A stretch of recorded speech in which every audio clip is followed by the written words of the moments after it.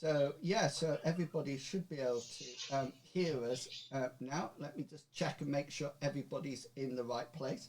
It looks like it. There's some of the map is overlaying some of the tokens, which is fine. I'll just shrink the map a bit in the middle. I look tiny again. I don't know what's Oh happening. my goodness. Let me make myself a bit bigger. Oh, I don't like that. Uh, Right, yeah, no, I think we're all working. Let me just check the sound. let me share this link. Come on, Share it. that's it. And Medivac talk there. So yeah, we're all present and correct. So welcome to the wonderful. Let me just do a roll 162 d6s because I noticed in the last video that went up for the character generation, the code for Zoom was in it right the way through it. Oh. And nobody hacked us. I didn't wipe it out. So if any strange people come in tonight, you know, we know that they're coming on from that. They hacked us in. So hello everyone, welcome to a brand new campaign. You cannot get newer than this. Not only is it a brand new series of adventures, everybody's got brand new characters, and we're not adventuring in a fantasy land anymore. We are jumping into space. Mithras has a companion rule set called M Space, the M standing for Mithras, which is actually the Mithras rules in space. And that's exactly what it is. So the players will be very familiar with the rules. There's no difference in the rules. Everything goes exactly the same. But instead of just flinging swords, you can still fight with swords if you wish, there will be wonderful blaster shots going off. And if somebody leaves the airlock open, then that will be it. There is, I noticed that James Minsk, according to his wonderful token, has already started to think about cybernetics in his arms. I noticed that he just crept that onto the token. So just to let people know, it's in a quite a high tech space environment, but not super high. So there's nothing like teleportation. There's no transportation devices in this era. If anything, if you think about Firefly or Serenity, it's that sort of like level of tech. So yes, we can hyperspace. Yes, we can travel in space. We can have spacecrafts, etc. But there's still no teleportation from one side of the universe to the other, or even from ships to planet's surface. Everything is quite low tech in that sense. We do have blasters. Mainly because everybody insists on doing their pew pew noise at every time. So there are blasters, but at the same time, there's swords and daggers, anything up to sniper rifles, laser carbines, rockets, you name it. And of course, the starships also have gunnery skills, etc., etc. So if you're interested, the players made up their characters in the last session. So do go back and have a look at that. It's actually had the most views than any of our actual play sessions in the period that it's been up. So our normal actual play sessions get about 70 to 80 views over a month. This one, your character generation, guys, has already hit over 100 views since we made it up. So it's either people really wanted to see character generation, or they're really excited for a science fiction based campaign. So yeah, so what we'll do is that we will play this game, the M Space version of Mithras, until we get to the end of an adventure, and then we'll switch back to fantasy and do that to an end of adventure, and so forth and so on. So we'll switch between each one as we go forward. Okay, so before we go any further, I'm going to allow the players an opportunity to say who they are playing tonight. And we don't want to give too much away. And the players don't know a lot about the campaign world at all. So it's a real fun time because you, the watchers, the listeners, will actually be hearing about the world for the first time as the players get involved with it. Okay, I've talked for too much, so players, you should know roughly what you're saying at this point. So Mr. Pickles, we'll start off with you. Would you like to say who you are and who you are playing tonight? Yes, I am Mr. Pickles, and I play Zach Newman. To describe him, he is extremely unyielding in whatever he believes in, which is pretty well the law, because in his previous life, he's worked a decent portion in inner city law enforcement. That's where a lot of his attitude comes, and perhaps his gruffness. In this group, he serves as the ship's gunner in regard to handheld firearms and the ship's turrets. And he's likely to be the most physical person in the group, but I'm not 100% sure about that. And I'll leave it at that and pass on the microphone down to Medivac. Hi, I'm Medivac and I play James Minsk. He's a little bit cocksure, confident, maybe a little bit overconfident, but he knows what he wants. He knows where to go. He's a starship pilot. And that's all you need to know. And with that, I shall pass on to Longshanks EPG. RPG or EPG? No, hi guys, I'm Longshanks EPG, and tonight I'm playing a completely different style of character. I'm playing Dr. Sarah Thursday. She is a combat doctor, so she's not afraid to use a pistol, although she's not very good at it. She's passed basic training, but that's all you need to know. But she is essentially the ship's physician and general sort of biology person on board, looking at alien squidgy stuff and human squidgy stuff, and yeah, and I'll leave it at that. Cool. Pass it on to Captain Kangaroo. Hey everyone, I'm Captain Kangaroo. Tonight I'm playing Arthur Hammond. He's an older fella. I would describe him as ambitious. In the younger years, he was kind of a lead developer for the experimental engineering division of one of the corporations, but since kind of moved on to his own little freelance thing. Besides that, I'll leave it up to Wills to kind of start us up and seeing if we're starting something terrible or exciting. Oh, always exciting. Now, just to let players know, just for the sake of consistency, on below your names on your overlay, there's your player name, and then there's the surname of your character. Because I think that's probably how you would refer to each other in space. And so it just has your surname there. So, if you want to get personal and start calling each other by the first names, then that's absolutely fine. If not, I think it would be better if we... Plus, I love saying Minsk. I just think it's a Minsk. Damn, I was looking forward to saying, he's dead, Jim. Yeah. And every time I see Dr. Sarah Who is Thursday, this Jim you talk about? Yeah. Every time I see Sarah Thursday, I think of Endeavour. I think of, why has Sarah got a manly voice? Because Longshanks is recovering from a cold and cannot do girly voice. Oh, I'm glad we're all on Zoom and there's some distance between them. Okay then, so I've popped in the chat the link to our campaign, so you can go across and have a look at that anytime.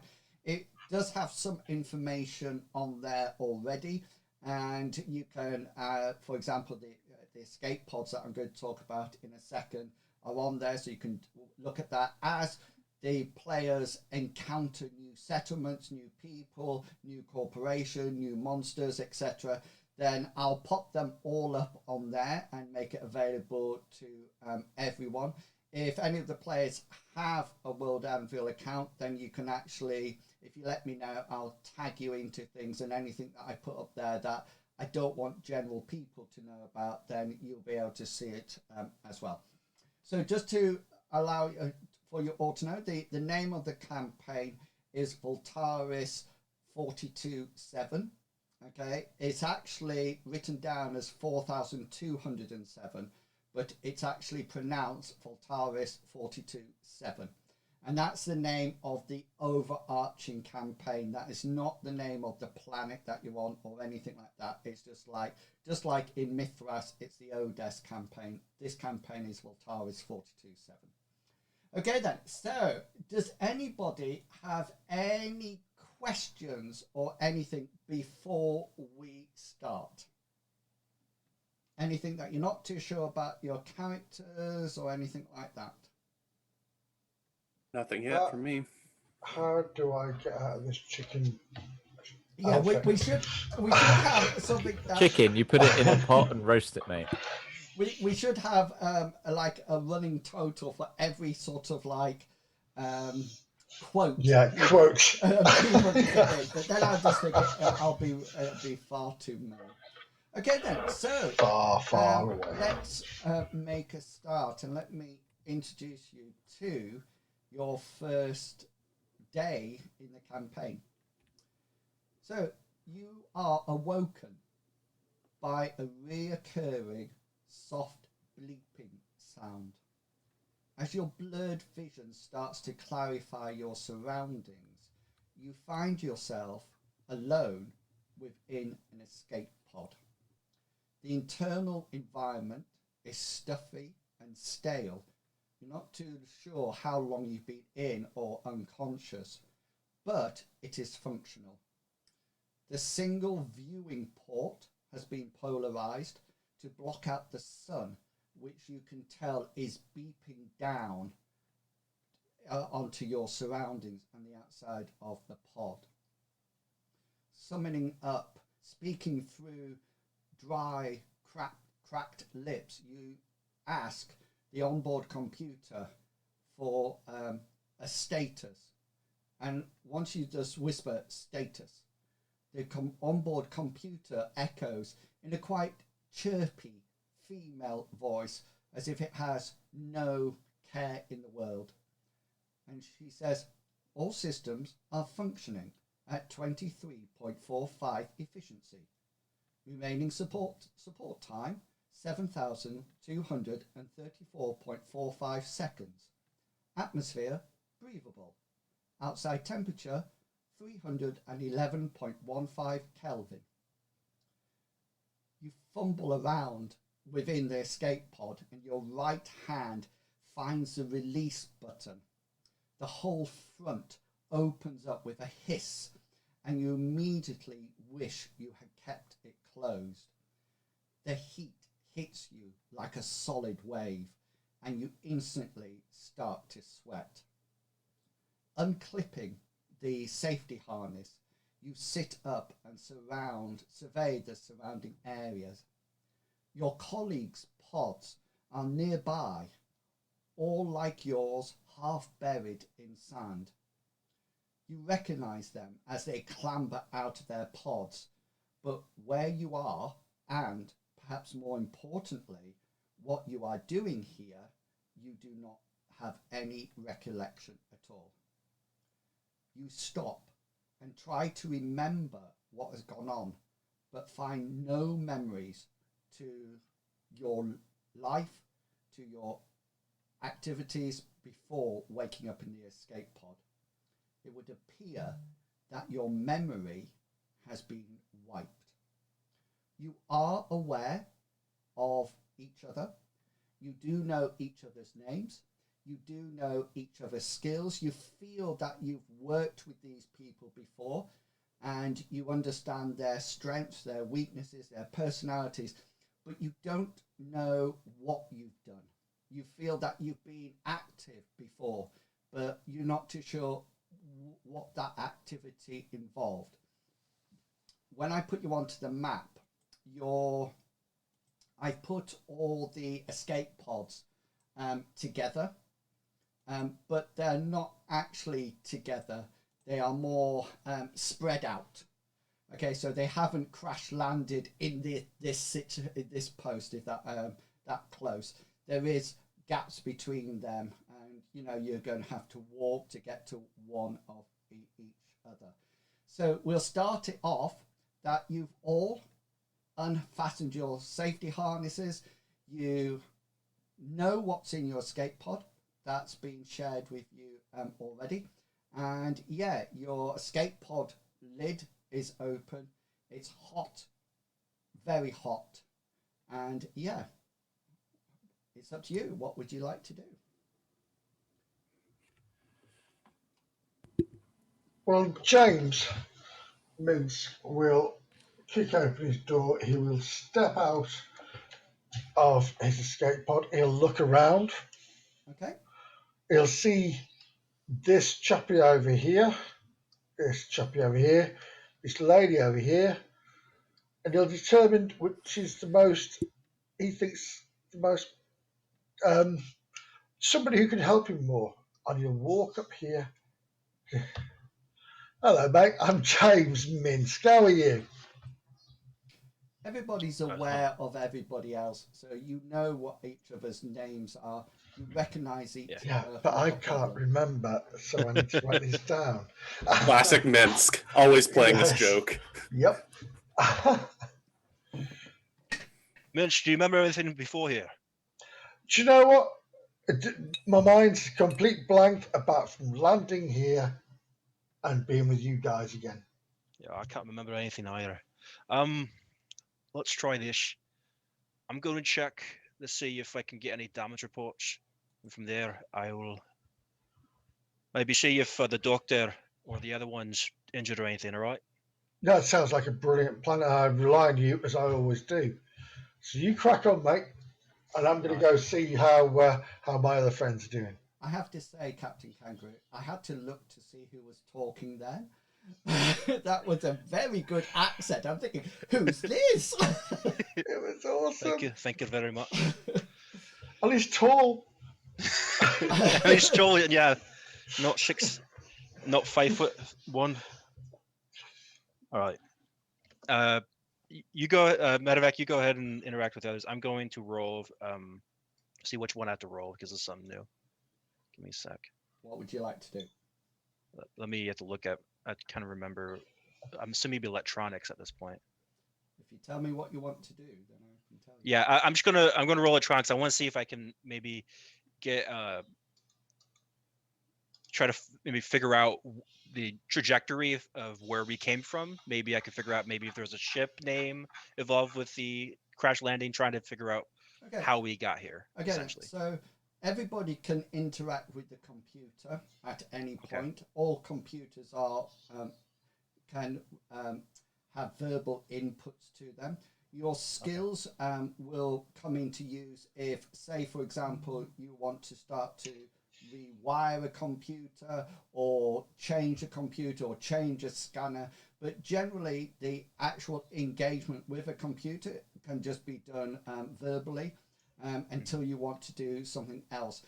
Scanners, if anybody's got a scanner skill or sensor skill, then you don't need a skill to operate a sensor, but you do need a skill to interpret the data. So, well, somebody might just get, yeah, there seems to be a bleep heading towards us really fast, and that's all you know. Somebody with a sensor skill will be able to look at the metadata that's being transferred with it and give a better explanation of it. So, yeah, Hammond, you can talk directly to the computer if you wish, and then it will answer you, or you can start taking things to bits if you wish. I'll probably do that in a bit. Computer, how long have we been crashed here?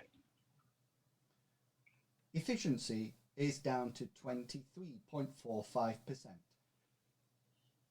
Estimated time since crash landing, 8 hours, 42 minutes, 37 seconds. Computer, can you tell us what planet we're on? Data not available. Computer, can I ask what ship we blew off from? Escape pods are registered to a scout ship called Cicada. Cicada. Thank you.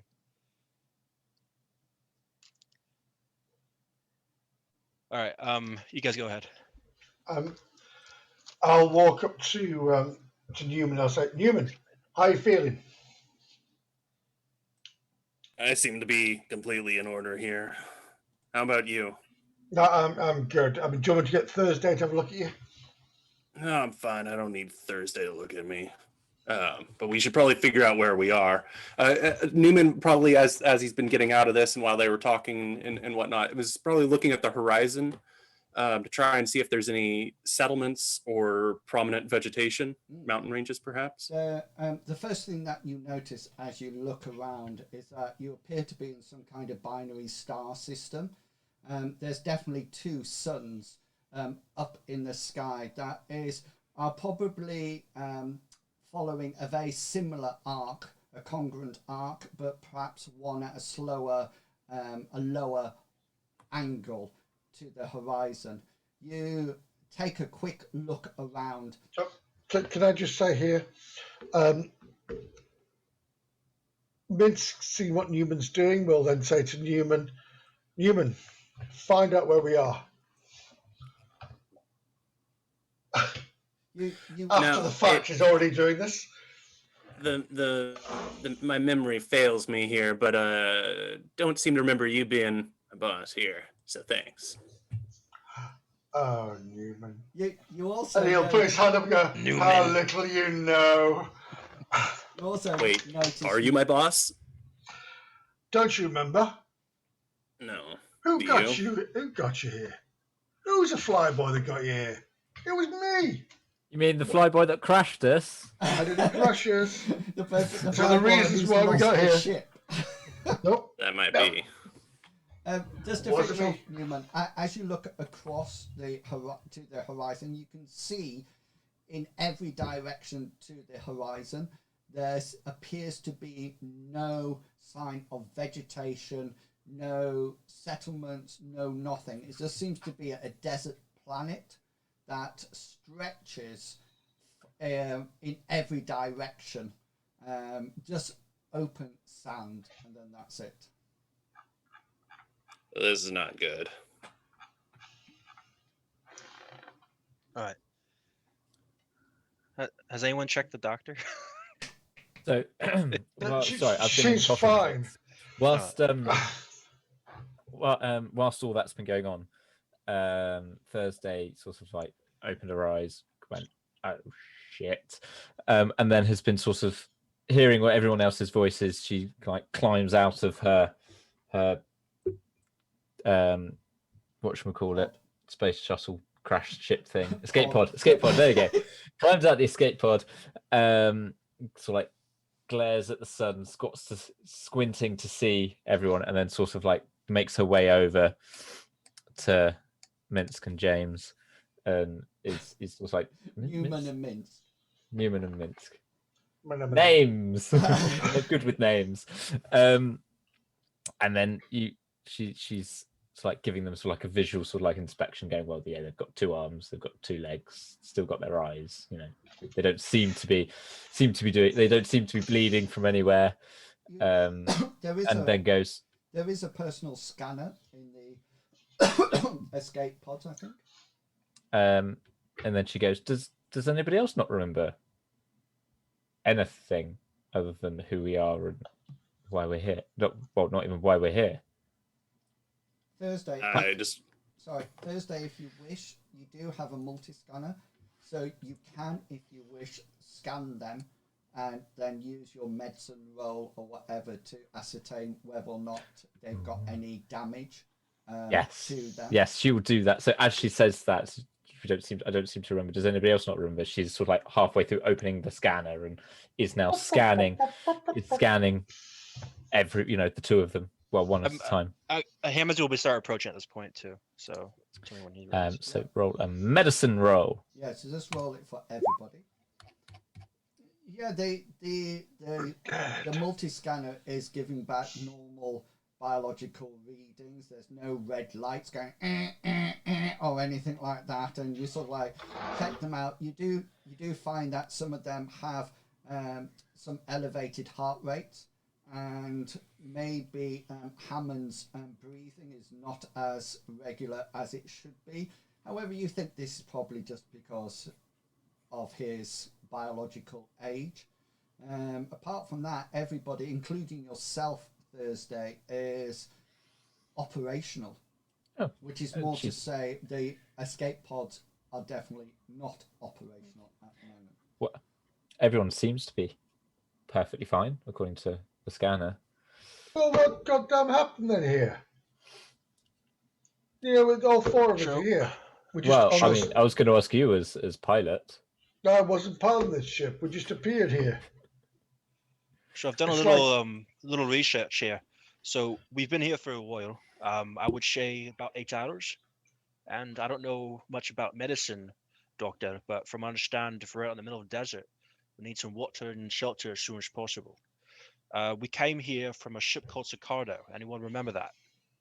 No. You all remembered the name when Hammond says the Cicada. You also think, oh, yeah, that was our ship. Yes. We do remember this. Now, Mitch, were you the pilot of that ship?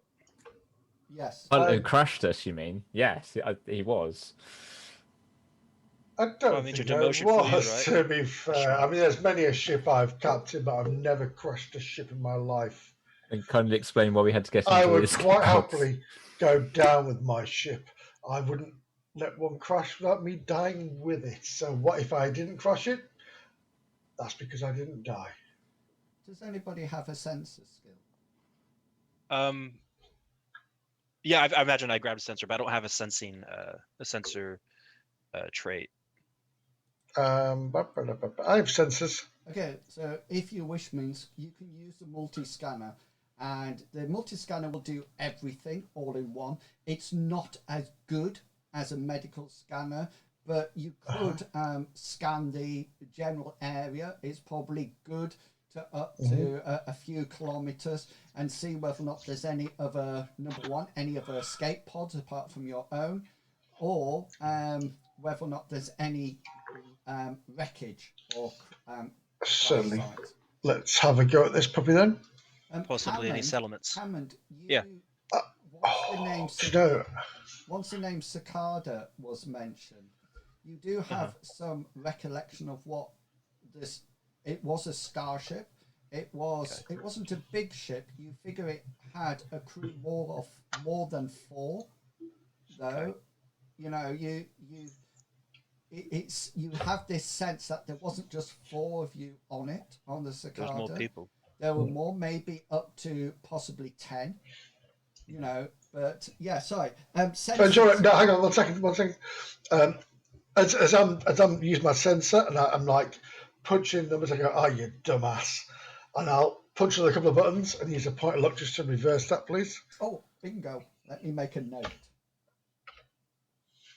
That means I get a point of luck, doesn't it? That's fine. I'm just role playing.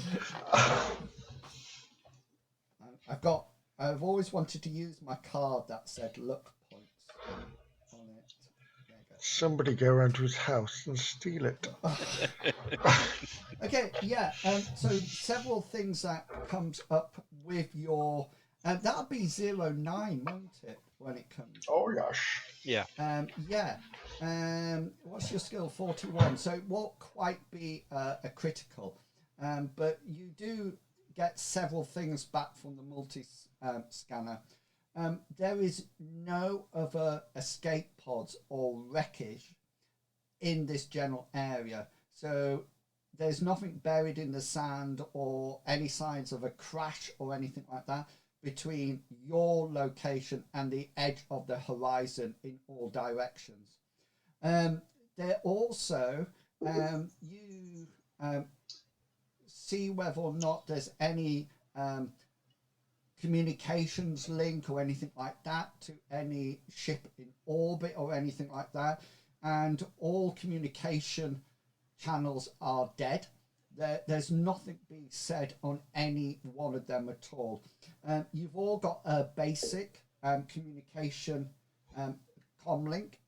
This can be worn either as a separate earpiece and a throat mic, or it can be a headset. It's completely up to you, however you want it.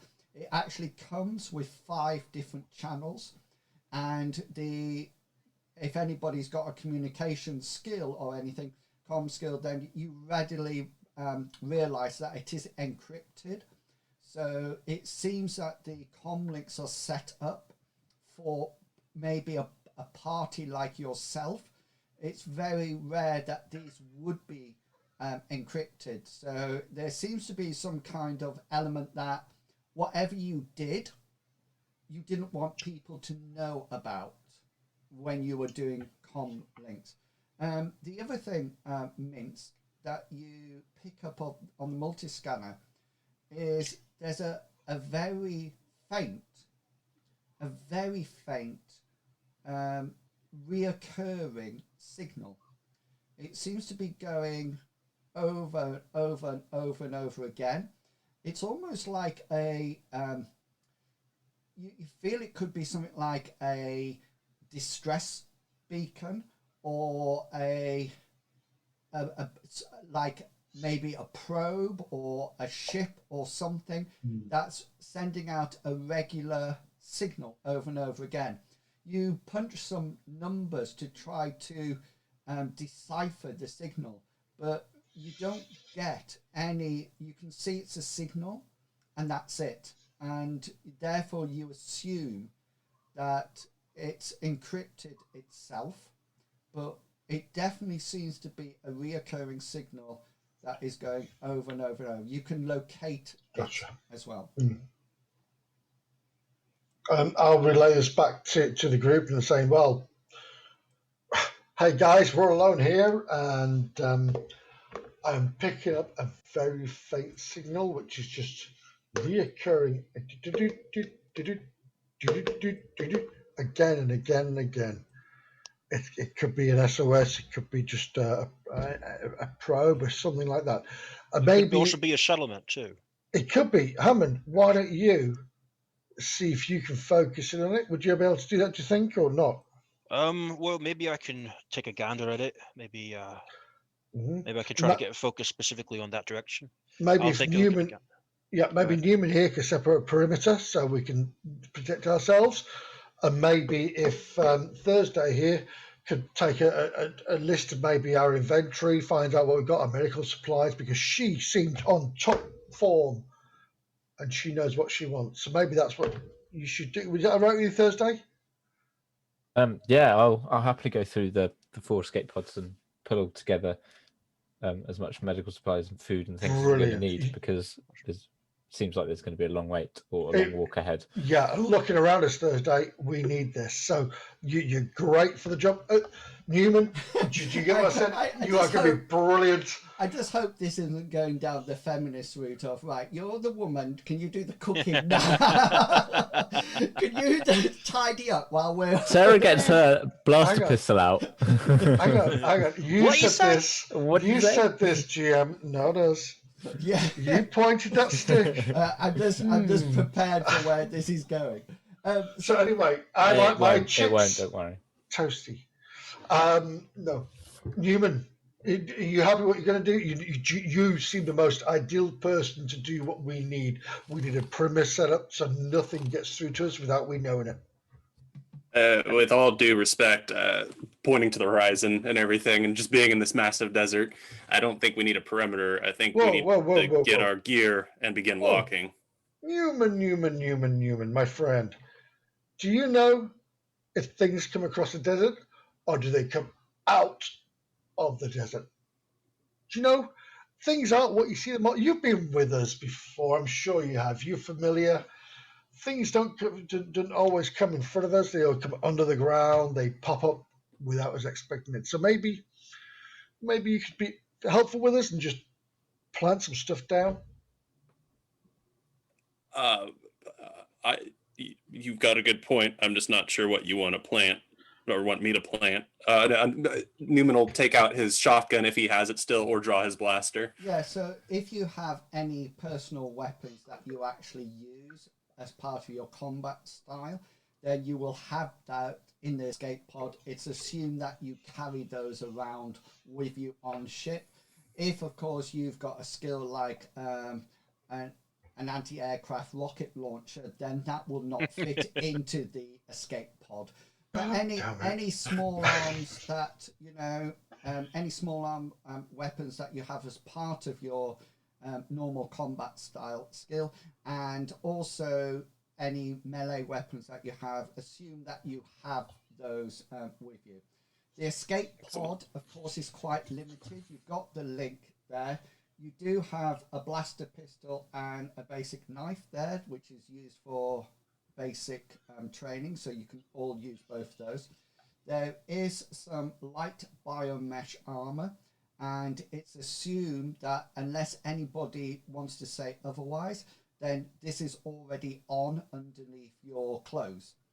It does have a hood that you can put up over your head if you wish, but apart from that, it's normally down, but it protects all your other areas on your body. Basic comm link we talked about. Each escape pod has a tracer beacon, which is not currently operational, but if you wish to turn it on, you can do. Multi-scanners, everybody has this, so you can use it for your own skills that you have. You all have a set of light intensifying goggles. These are not infravision or ultraviolet vision. These are light intensifying goggles. So there has to be some light to actually intensify.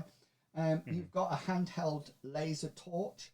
This is not a torch that you light your way with. It is a torch.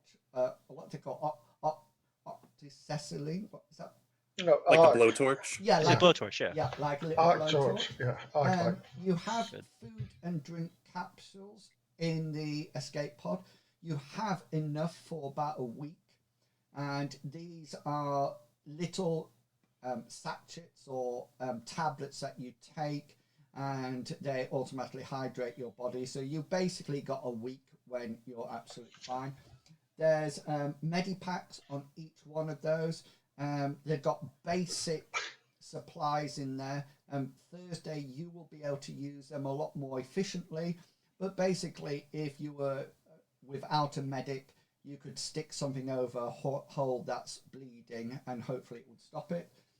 You do have a range of power cells for any electrical stuff that you are carrying, to probably give them an extra couple of weeks power, depending how you use it.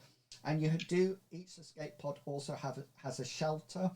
It's one of these flat pack things that once you release it, goes vroom, and it sort of like comes out into a tent that you can get into. Within that pack, there's things like tinfoil blankets, that I call them, to keep you warm if need be. Minsk, did you say you were going to do something about the signal? Well, no. I was asking Hammond to do that, but in the same breath, I also want to tell Newman about a little story that I used to do when I was a child. Remembering back of Newman, what we used to do to see if any guards were coming around any corners when we were hiding in the alleys back in the day, was we used to get a pile of sand and pile it up, put a stone on top, and that way, if that stone moved, we'd know there was vibrations of somebody running towards us. So we knew there was something on the ground or in the ground coming towards us. So maybe if you and I do this and set maybe piles of sand up and put a stone on top around where we are and keep an eye on this, we can know if there's any foot vibrations coming towards us. It's just a thought, just, it's a child thing. It might not be work, but maybe it will. Are there any rocks or stones in this sand, or is it mostly like just fine sand? Mostly sand. Is that Minsk? Is that coming from a specific skill, like a streetwise skill? Streetwise, yeah. Do you want me to do a roll for it? Yeah. It'll actually start to impinge on where you actually originate from. So Yep. that I would suggest we'll just roll it, but we'll make a note that you're actually from some kind of desert Desert. planet Yeah, that's right. for the future reference. And Hammond, clearly, what did you want? can I reverse that roll? Wait for it. Yes, Hammond. Every time. All right. So what Hammond will do, he's probably going to take the scanner and bring it to one of it, probably just his Yeah. escape pod, and try to see if he can maybe grab some additional equipment to not only make this scanner better, but maybe he can also triangulate where that initial source is coming from Okay. better, using the better scanners on the Yeah. much larger ship. Okay. Then. What would I have to roll for that? Yeah. So let me tell you how things like this work in M space. So Okay. things like this have a time element connected to it.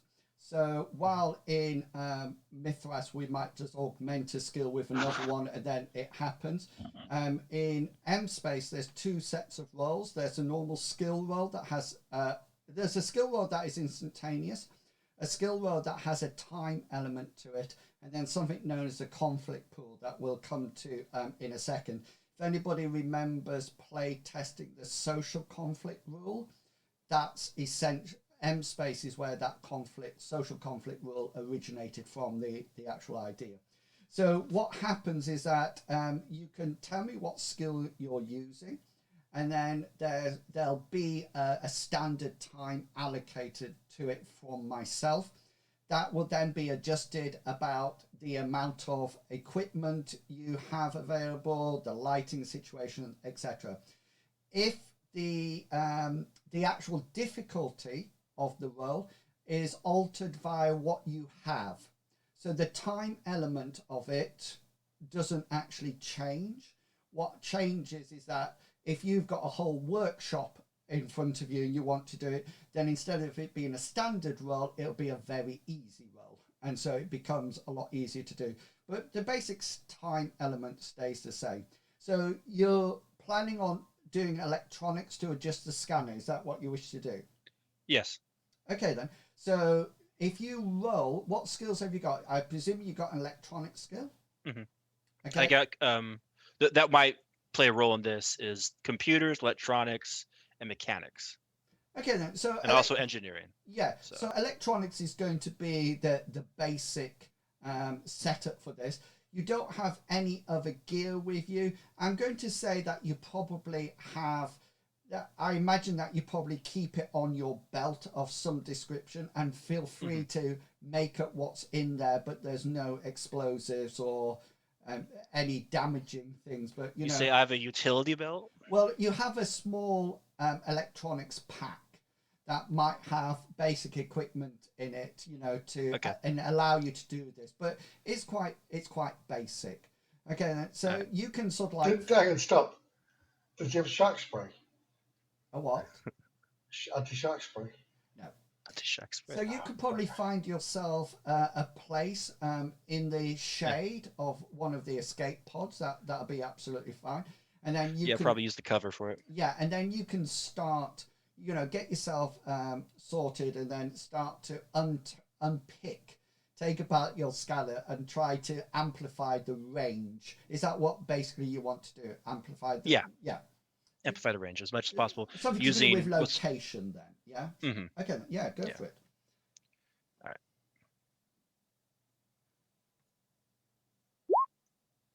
Brilliant. So you're sat down. If you would like to put your character where you're going to be, the basic time element of this is going to be an hour for you to get everything, unpack everything, start to see whether or not you can add the odd transistor here or cross wire something to try to increase the range. So this is all happening within the hour. So you will be successful, but at the end of the hour. So if anything happens between now and the hour up, then that's it. Okay. So Hammond's busy trying to extend the locating device the locating parameters of his multi-scanner. Yeah, what's Thursday doing in this time?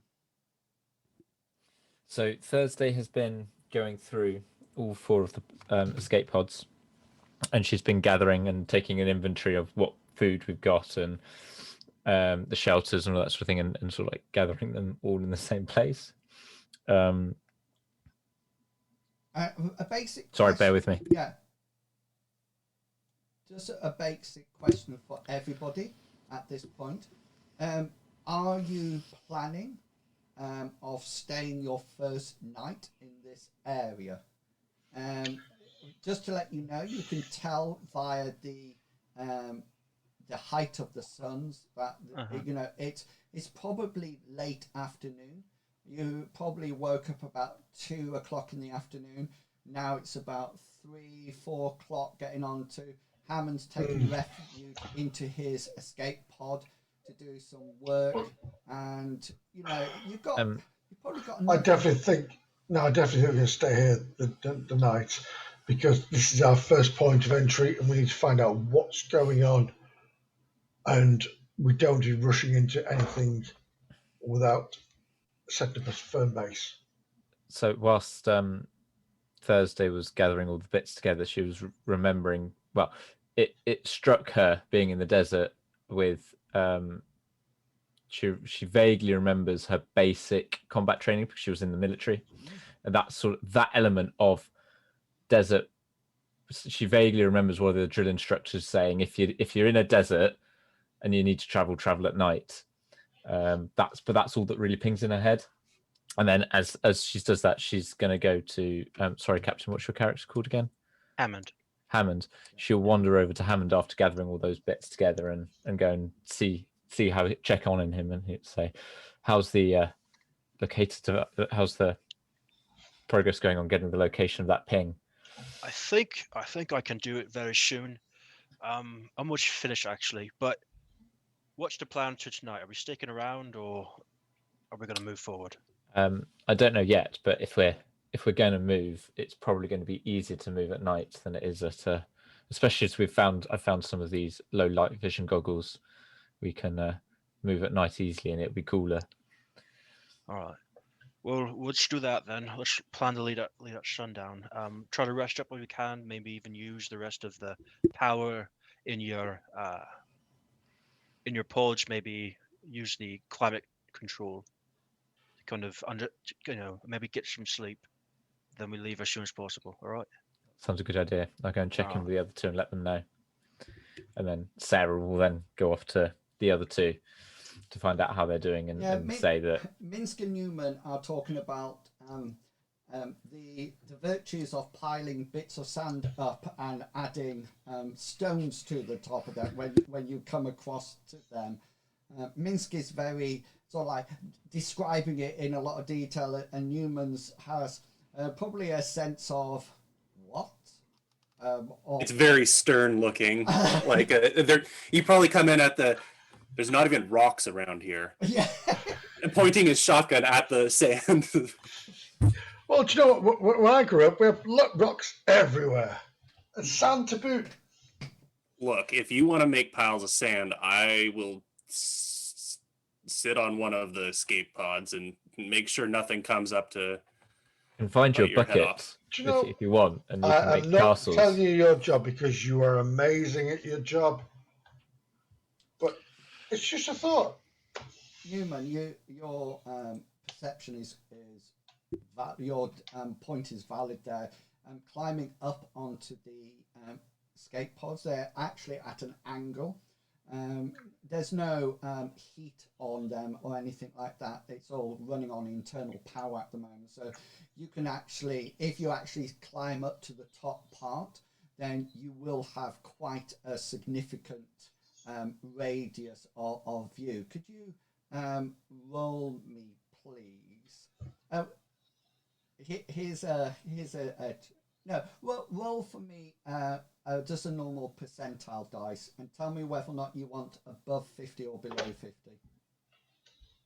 Let's see, /R D100. Tell me, yeah. I want. Do it after the fact. Tell him after the fact. I'm typing in so that I can hit the enter button after I've said I want above 50. Okay, above 50. Go for it.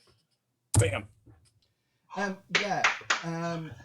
You do have some kind of optical imaging device in your escape pod, so it might be something that you brought with you, something that you've used in your previous career, but you do have the equivalent of some electronic binoculars of some description with you. They're not massive, they're quite small, but from the advantage up on the back of your escape pod, you will be able to use these to extend your perception to a greater distance. So what will happen is that, say for example, something's approaching you at a huge distance, then you will make a perception check, but the magnifying binoculars or electronic magnifying binoculars will actually make it easier for you to see at that distance. Or if you're in dark, it'll make it easier to see. But yeah, you do have one, and you're quite used to using them maybe on surveillance, or when you've been part of the law. So yeah, I do have pretty good perception, so Yeah. I'm probably lookout at least once or twice in my career. yeah. Maybe. So you can choose which pod you want to clamber to do. I feel connected to the one that I crashed on, so I'm gonna assume that that's the high end. No, that's the low end. I made a poor choice, so I'm gonna go over here. Because they went in like that, and down. Right. That makes the most sense, actually. Yeah. So Thursday, you've collected all the gear together. Are you just doing a tally, or do you want to put it all together in the middle of the makeshift camp at the moment? She's gonna get it all together and get it all in one place, and then she'll go through the med kits to see what there is in the med kit, and then sort of bundle all 4 people's med kits together in her back in her pile, because she's thinking, if anybody's going to get injured, I'm going to be there. Yeah. So you can probably it makes sense for me to carry them all. Yeah. So you could probably exchange the content of all 4 med kits into one. You've probably got some kind of medic bag with you. Yeah. Over the shoulder bag, a bit like a handbag, but more medical based, not leopard skin or anything like that. So you've probably got that, and you can quite happily put everything together. I'm going to let that slide once. Let it slide. Don't want to upset the GM. Maybe some flowers, Mince, do you wish to pile some sand up? Do you know what? He's a little bit full of himself. He knows how he grew up and he knew what worked. So he's seen Newman go up to the top and ignore what he said. So yeah, he's going to go over to a hill to the top of the first little rise he can find, maybe sort of. Yeah, so it's here sort of thing, or apart from the build-up of sand around the escape pods, there's no dunes or anything. It's just completely flat all the way. Flat. And so I just want to build anywhere I can see a service thing.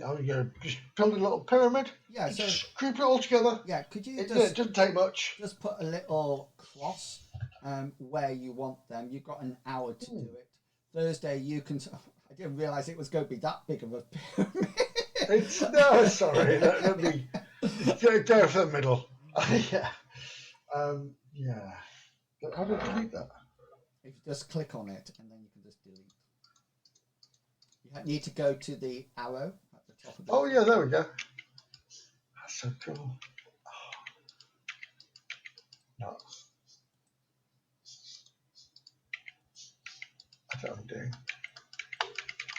Oh, bugger it, got measles. I'm doing it for you, don't worry. There we go, look. Yeah, that's brilliant.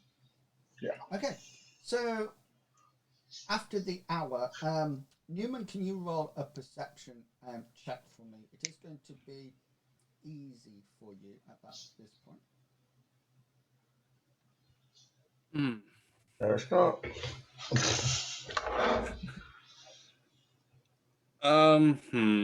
I'm thinking I want to spend one of my luck points, not my perception points. Yeah, I'm going to spend one of my luck points to reroll if I may. And that's, yes, I feel the pressure. I've just given fire to Enwells. Here's my reroll. Oh yes, the best. That's even good on a standard. That's the second time it's been the exact standard Let's roll. hopefully this is how Best it's going roll to ever. progress. It'd be fantastic. Yeah. Okay then, Newman, you take a regular scan across the area in all directions. You think you might have seen something at one point, but scanning back, you think it's probably just a heat haze, causing the sound to almost like look like it's shifting. Just to let you know, if you hadn't perceptioned it, I would have said that there was something coming. So that's what you see there. And then Minsk and Thursday, you've got everything sorted, and Hammond, you've actually managed to increase the detail of the location of this beacon now. You've got an exact lock on it, okay? From your area, just to let you know, up to the top is north, down to the bottom is south. It's due south from here, exactly due south, and you've actually pinpointed the signal to be 22.56 kilometers away. So your electronic, know-how has actually managed to locate it to 2 decimal places, which is pretty good. Question: am I going to be able to take that with us, just so that way we don't have to do like a navigation check later on at night or something? It's literally you've altered your multi-scanner. Okay, perfect. So your multi-scanner is like that. There's some other things that you can gain from your result now that you've improved it. It's not a distress signal.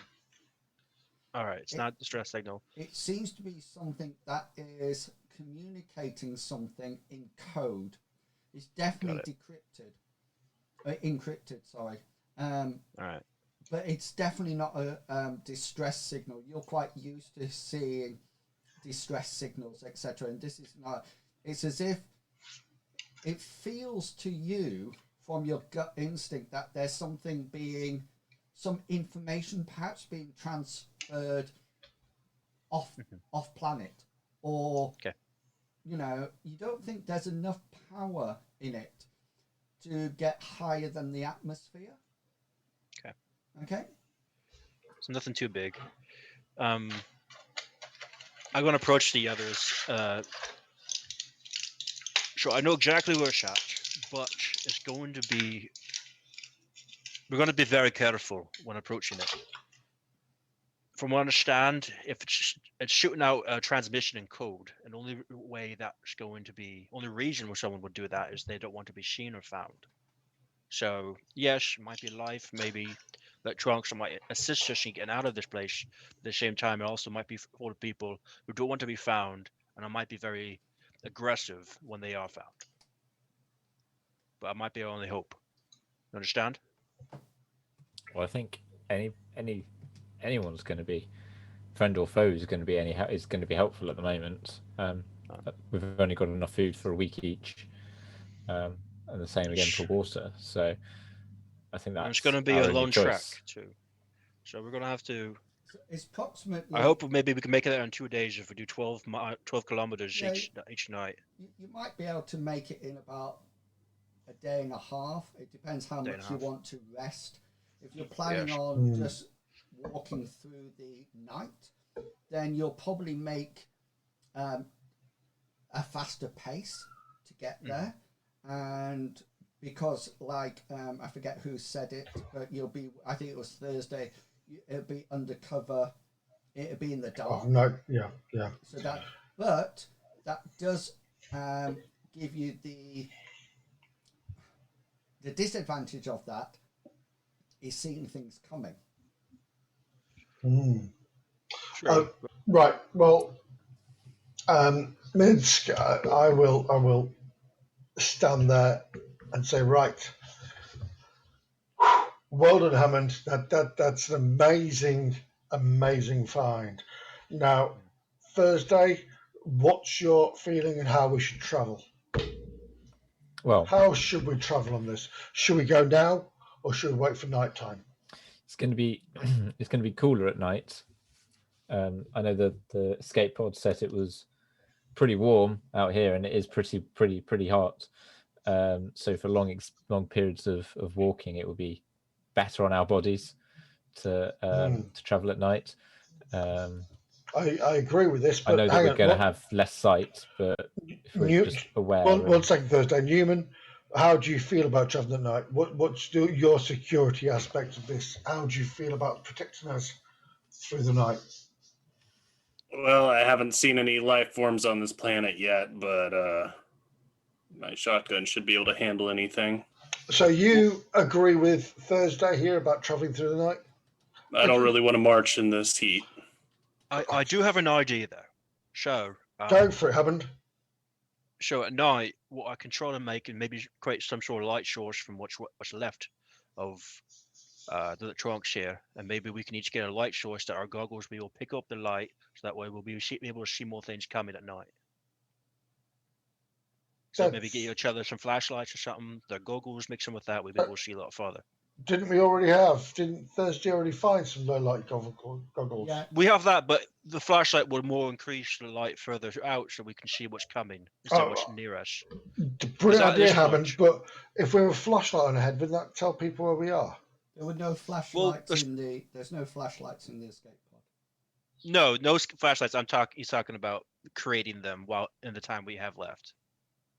Maybe there's some sort of light bulb source or something he can create with what's left of, like if there's lights on the pods or not. I like where you're going, Hammond, but to be fair, I'd rather that Thursday with her low light goggles is a lot better, because and I totally see where you're coming from, but I'm sure Newman will back me up here. Having a flashlight in the middle of the night ain't gonna be good. Might give our area away then. Yes. We march at night. We may as well just march in the dark. Just on Exactly. a side. It's flat. We're not going to run into trees. No. Just on a What's side not my note, worry. by the way, I'm more than happy for you to use things like Google to translate or any information that I give you. So, I mean, I had to look up 311 Kelvin. Yeah, it's about 38 degrees Celsius. Yeah. So I don't mind you doing things like that at all, because even if I just thought it was toasty. Even if you don't know it, as your character, you can just say to the computer at any time, "Computer, what's 311 Kelvin in Celsius?" and the computer would do it for you, the calculation for you. So don't worry about anything like that. Computer. I love that when he picks up the mouse and goes, "Computer." Oh, how quaint! Fantastic. All right. So we're just getting ready now. I personally think we all have 30 minutes, an hour downtime. Rest your cuckles, because when the sun drops, we're pushing out into where Hammond says. Okay. Is that okay with everybody?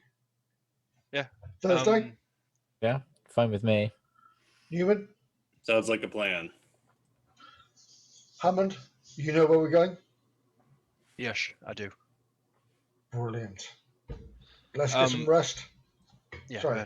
Go on. No, I was going to question for Inwills, because again, I don't know the parameters in which my ability to craft things, lies. So I was wondering if in this time could I be kind of, knick-knacking my way into figuring out maybe I could create like a makeshift bomb or something.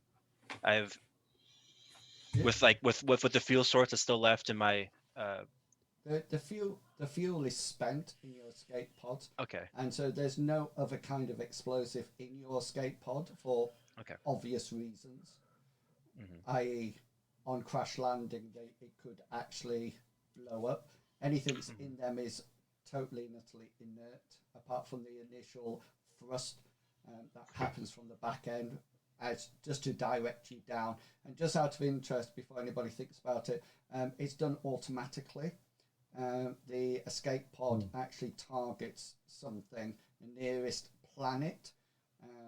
For some unknown reason, you're quite pleased that it was an M-class planet when you actually went, because otherwise it would have dumped you wherever. So, and it just for I was thinking about the torches. I think that's an interesting one because although there was light, you might be able to find a bulb. You would have to find a casing for it. Yeah. And a power supply, then weld it all together to actually make it effective. So you would be talking, if you could find all the gear, which the casing would be the biggest problem, finding something that size, and that would take somewhere between 6 to 8 hours to have it operational. I was thinking more like a duct tape situation. What do they? Definitely MacGyver. Yeah, there's no replicators. That's the word that I was looking for. You know, in Star Trek, there's replicators. Those haven't been. They're a bit like teleporters. But a bulb is a bulb with like 2 connectors and a power supply. Yeah. And a bit of tape. Yeah. So it was something that was going to be mild. It wasn't something going to be like, if I drop it, it's not going to completely fall apart kind of thing. But that's fine. So is the plan is the plan to wait till the sun's dip? Dark. Till dusk, yeah. Okay then. So I have a question, if I can interrupt really quick. Newman has knowledge of the law, and I was wondering if that might apply to whether or not he might know if there's any like space laws, maybe like if you crash on a planet, people are legally obligated to help you or anything, or if if this is the kind of thing that might not apply there.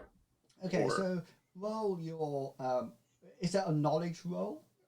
Yes. Okay, there's a roll. It's going to be a hard skill check because it's not really in your area. You're more sort of like ground based. But you are allowed to conquer this planet. You do. I'm obsessed with space law. I don't practice. You do remember probably a case that you once had when maybe some contraband crash landed via an escape pod, etc., etc. And basically, it's up to the law level or the community that's on the planet. That is the big thing about it. So, for example, in a civilized world, then yes, there would be help offered, especially since you've literally crash landed.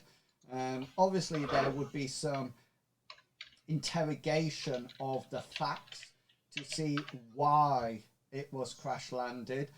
Obviously, if you were the escape pod was shot out of a ship when it was being stopped by, the Imperial Navy or whatever, then that would be not. They would still be arrested, but there's no salvage right. Is with the people who are in the escape pod at that point, and if there's nobody in the escape pod or the person doesn't survive in the escape pod, then the escape pod is the ownership of the original starship that it came from. So in this case, it would be property of the Cicada, and then it will knock back to whoever owns that ship. The information, whoever's on the document. So yeah, you're pretty sure that as long as they're friendly and civilized, then you could probably, extend a hand of support rather than anything else. I don't think this planet's civilized. It is quite unusual to have such an expanse of desert. I wouldn't choose to live here, so people who are here probably.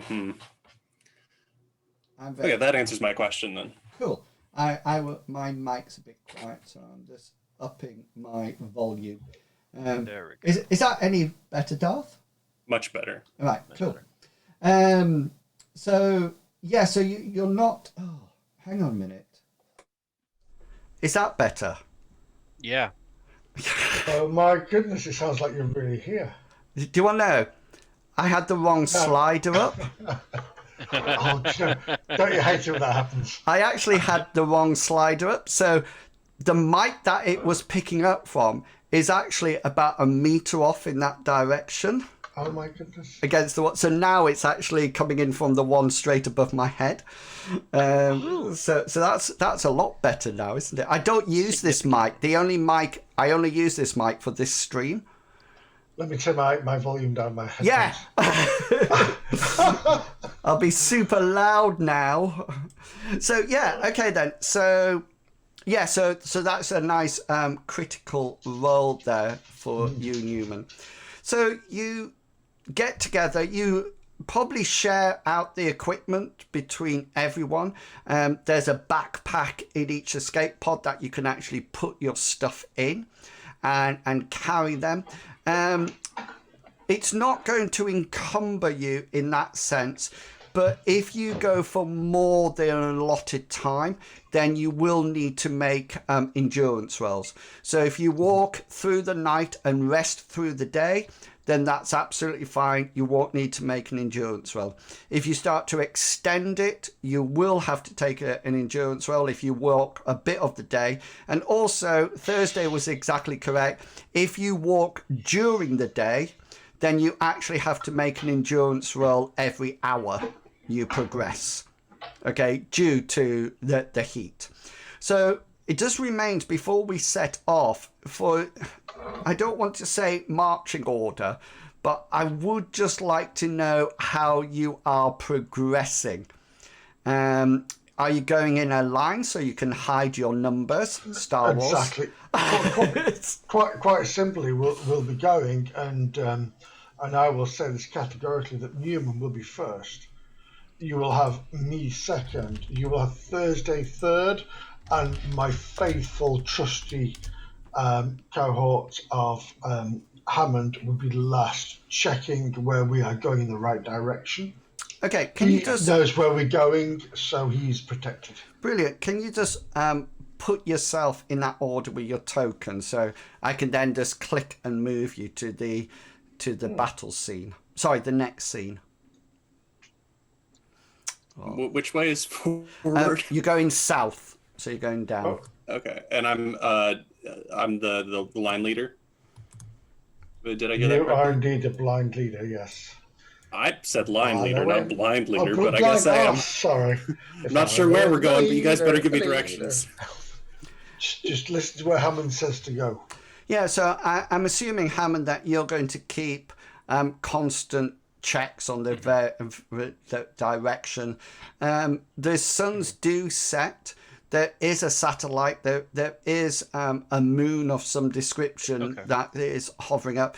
It's allowing you enough light for your light intensifying goggles to operate, but it's not a super bright light. Mm-hmm. Okay, it's not a super bright light of the moon. The moon has a somewhat reddish tinge to it, which actually casts quite an eerie glow over the whole of the planet as you march. As you walk through the night, there's several things that I would like you to be aware of. First things first, there is no undulations, there's no dunes, there's nothing like that. Everything is completely flat. From where you are, if you're looking any direction, you see nothing. There's no rocks, no mountains, no vegetation, nothing. However, just after midnight, shall we say, about 6 hours into your walk, you do then suddenly notice that the terrain is changing. There's definitely mounds. They seem to be undulations across the area, and it's as if it there's quite a demarcation of it as well. It's sort of like quite flat, and then all of a sudden, Newman, you find that you're just walking up a little way and then down. As you sort of like scan across, you can see the bare minimum through your binoculars. Just roll a perception check for me, Newman.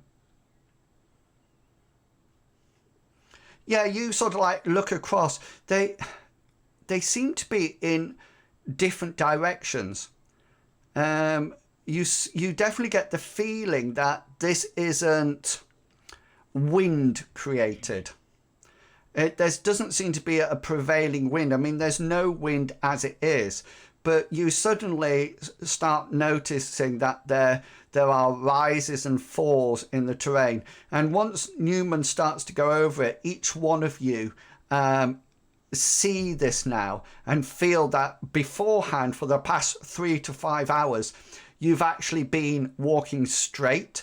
The sand seems to be quite solid.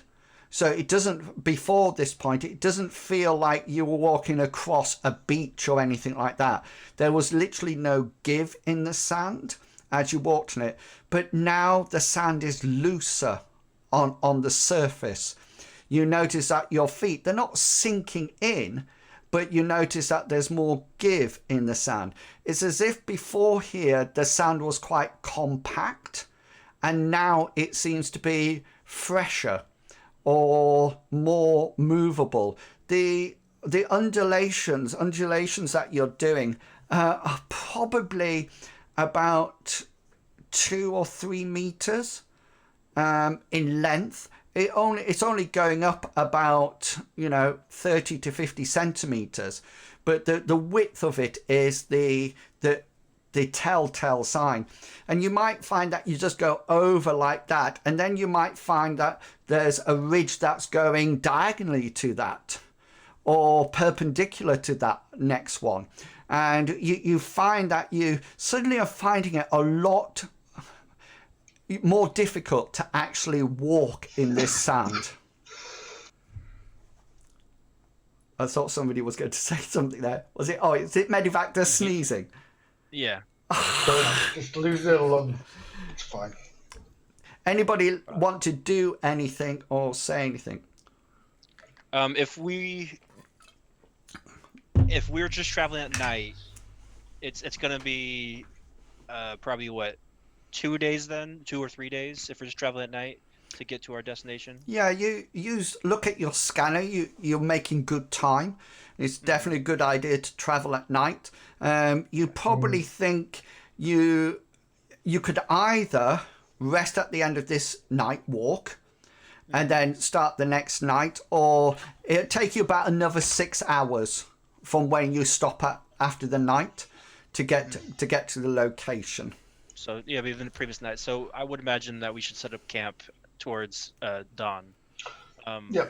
So, soon as we're here, so I see the sun glowing in the on the horizon. It's a perfect time to pitch down, cover ourselves up, and hunker down for the day. Yeah. Okay then. So you continue walking through the night, and these undulations get more prominent. And I'd like you all for me. The suns are not up yet, but there's definitely that glow on the horizon, if that makes sense. And you're not really needing your light intensifying goggles at this point. But I would like you all, please, to make me a perception check. But just to let you know, this is going to be formidable. Newman, you can't use your light intensifying goggles for this. No. Okay.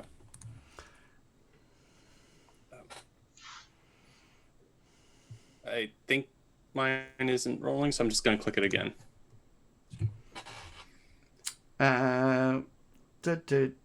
What did I say it was? Formidable. So Formidable. So Minx, yours actually did roll, Newman. It's directly underneath your knowledge. The law. Oh, my bad. It doesn't matter because you failed both of them, so it's Neither not. one is a success. So, my bad. Minx made it. Is anybody wanting to use luck? Hammond, you could use luck and reverse it, in which case you would gain the perception and I would get another luck point. No, I want to save my lucks for the second half. Also, I would imagine I would be stuck looking at the scanner Okay, and not really paying attention. so let me just take these off. And I've seen the time, so I'm going to do this little bit and then we'll stop for our break. So yeah, Minsk, it's you that actually, when you don't see this, you feel something. And I damn knew it. and this is probably, you probably sense this because of your desert world that you grew up in. And you feel as you are walking, you feel a sudden vibration pass underneath you. It's not enough to knock you over or something, but it is enough for you to probably call the party to a halt. Yep. Put me on edge. Yeah, and as this happens, out from the out to the west of you, erupts out of the sand what appears to be a rather hideous looking worm. Once this thing erupts out the sand, We will do nothing because we will roll No. initiative. We're not looking for spice. We're not looking for spice. They shouldn't be here. I will look at Newman and say, I goddamn told you they were under the sand. They're always under the sand. Yeah, so Newman and the rest of them don't actually realise this at the moment. So we're I'll scrap that. Don't roll it yet. Don't roll it yet. My bad. So what I'll say therefore that so the first action that happens will be Minsk communicating this to the party. So therefore people, and when he sort of like taps Newman on the, or talks to you, Newman, you sort of like cast your eyes and see this thing erupting out of the sand. Okay, we'll keep that. That's not a problem. So if you could all just roll your initiative onto that. Now, I was going to do it after lunch. After lunch. After I got rid of the pickle. It shouldn't be on there. I'm not saying No, anything. Mr. Pickle. I think you just need to recognise that you've let yourself down there, Mr. Pickles. Oh, what's new? Wow, look at that. Uh, 16, 16, and 16. That's awesome. Look, Yeah. Mr. Pickles is still not very good. Yeah. That is Hammond, what's your initiative bonus before you roll a d10? Bishop bonus is, where are you? I don't know. Is it 13? Am I looking for? Or Yeah, so opposite initiative, what's the number? yeah, it's just 13. 13. Yeah. Thursday, what's yours? 11. That's all right. And yeah, so mine's 14. So I'll go first, then Hammond, then Thursday, then Minsk, and then Newman at the end. Okay, we are going to take a quick 10-minute break. So please do go off, stretch your legs, grab something, and we'll be back at 22 the hour for the first battle. Guns drawn, laser pistols at the ready, as we see whether or not they can defeat a common and garden sandworm. We'll be back real soon. And turns out we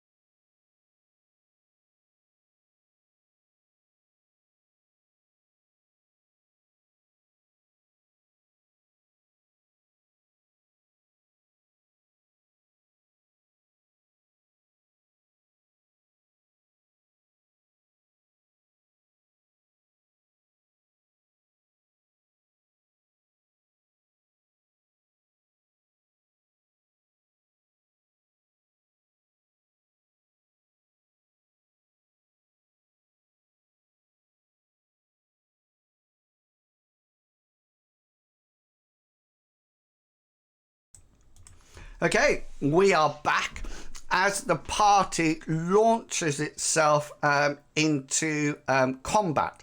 Now, just to let you know, combat goes exactly the same in this in M Space than it does in Mithras. The only difference is characters can only have 2 action points. Okay, they're not allowed to have any more than 2 action points. So everybody's a bit like Bartleby in that sense. Can I just say that that is not necessarily the case for monsters? It is for you, but you know, just because I got 5 on the sandworm, you know, just be aware. Don't like it. So, I'm also going to say, just for ease, that when Minx announces this, then what happens is that you can ready weapons if you wish. Okay, so imagine that you're actually readying weapons, and then the sandworm is going first, and it sort of like reared itself out of the sand, and you also like come to a halt, and then it attacks, but it attacks by almost like dipping his head back into the sand, and you can see this ridge of sand coming straight at you all. Okay then, so it's moving now. Hammond, we come to you. What would you like to do? Does it back in the sand? Yeah, you can tell where it is because the sand's sort of like parting rapidly towards you. So you can take a shot at it if you wish to dive somewhere, if you wish to run away screaming like a girl. It's completely up to you. If you'd like to prepare yourself for medical treatment. So the biggest thing I'll probably do is ready my weapon, my blaster pistol. You've already got that. Everybody's all managed to sort of like draw their weapons. Okay. What's the damage of a blaster pistol? It's 1d8, I think, when I sent it over to you. That is correct. Yeah. Okay. All right, I'll type that in really quick. All right, I'm gonna roll for that then. Okay. So this will be your basic training combat style, I assume. Mm-hmm. Are you popping pills, Medivac? No, I'm having a Turkish delight. I thought it sounds as if you were popping pills out of a bladder. I did that earlier. This is a Turkish delight. Basic training, yeah. So you fire your blaster. Remember, your blasters have 100 shots, and then you need to reload. So please do take note how many shots you've got left, and you sort of like aim it out. It goes pew pew at it, and you miscalculate it unless you wish to use a point of luck and re-roll it. Yeah, I'm going to finally use my luck now. Yeah, I'm going to re-roll it. Go for it. Yeah. Nice. Yeah, so you pew pew pew at it. You will have 2 specials on it because it's not actually trying to evade. It doesn't know it's coming. So I need both your specials first, and then I need your hit location and damage. So I think I gave specials on. I think I gave everybody. You've all seen those specials, haven't you? Yeah, cool. Yeah, I just trying to remember where I put it. I put a huge table. You did. I remember that.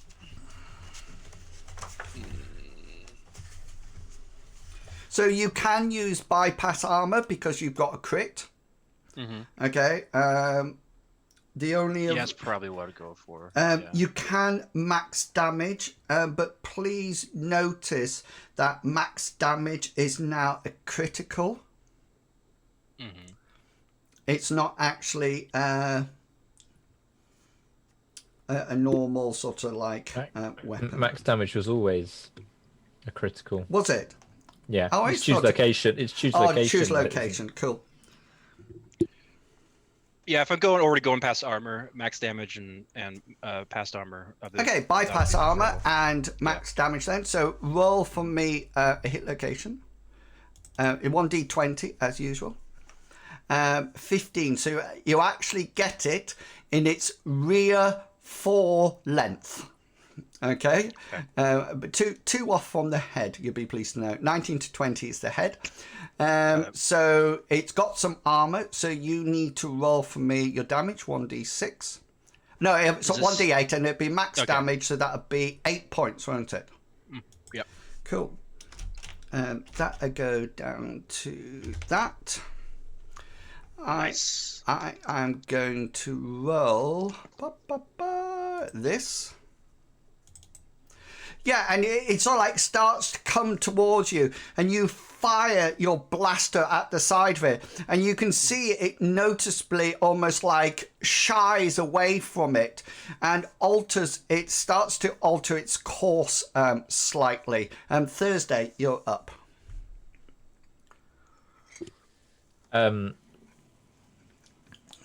Thursday will.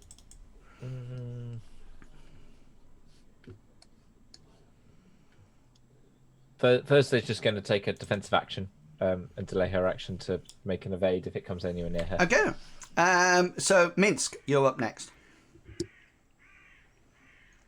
Yes, indeed. You'll see Minsk as he stands there looking at his things popping out of the sand, and he'll just extend his right arm, and this little blaster pistol will just pop into his hand, and he'll fire a shot off. Pew.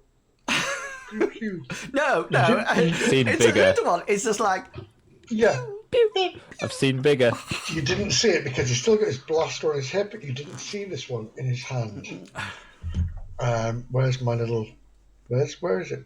It's so small you can't see it. Yeah, but it does so much damage. Yeah, that hits, so you'll have one special. My special will be, I'd like to do a bleed, please. Yeah. So, do you want location? I need hit location and damage.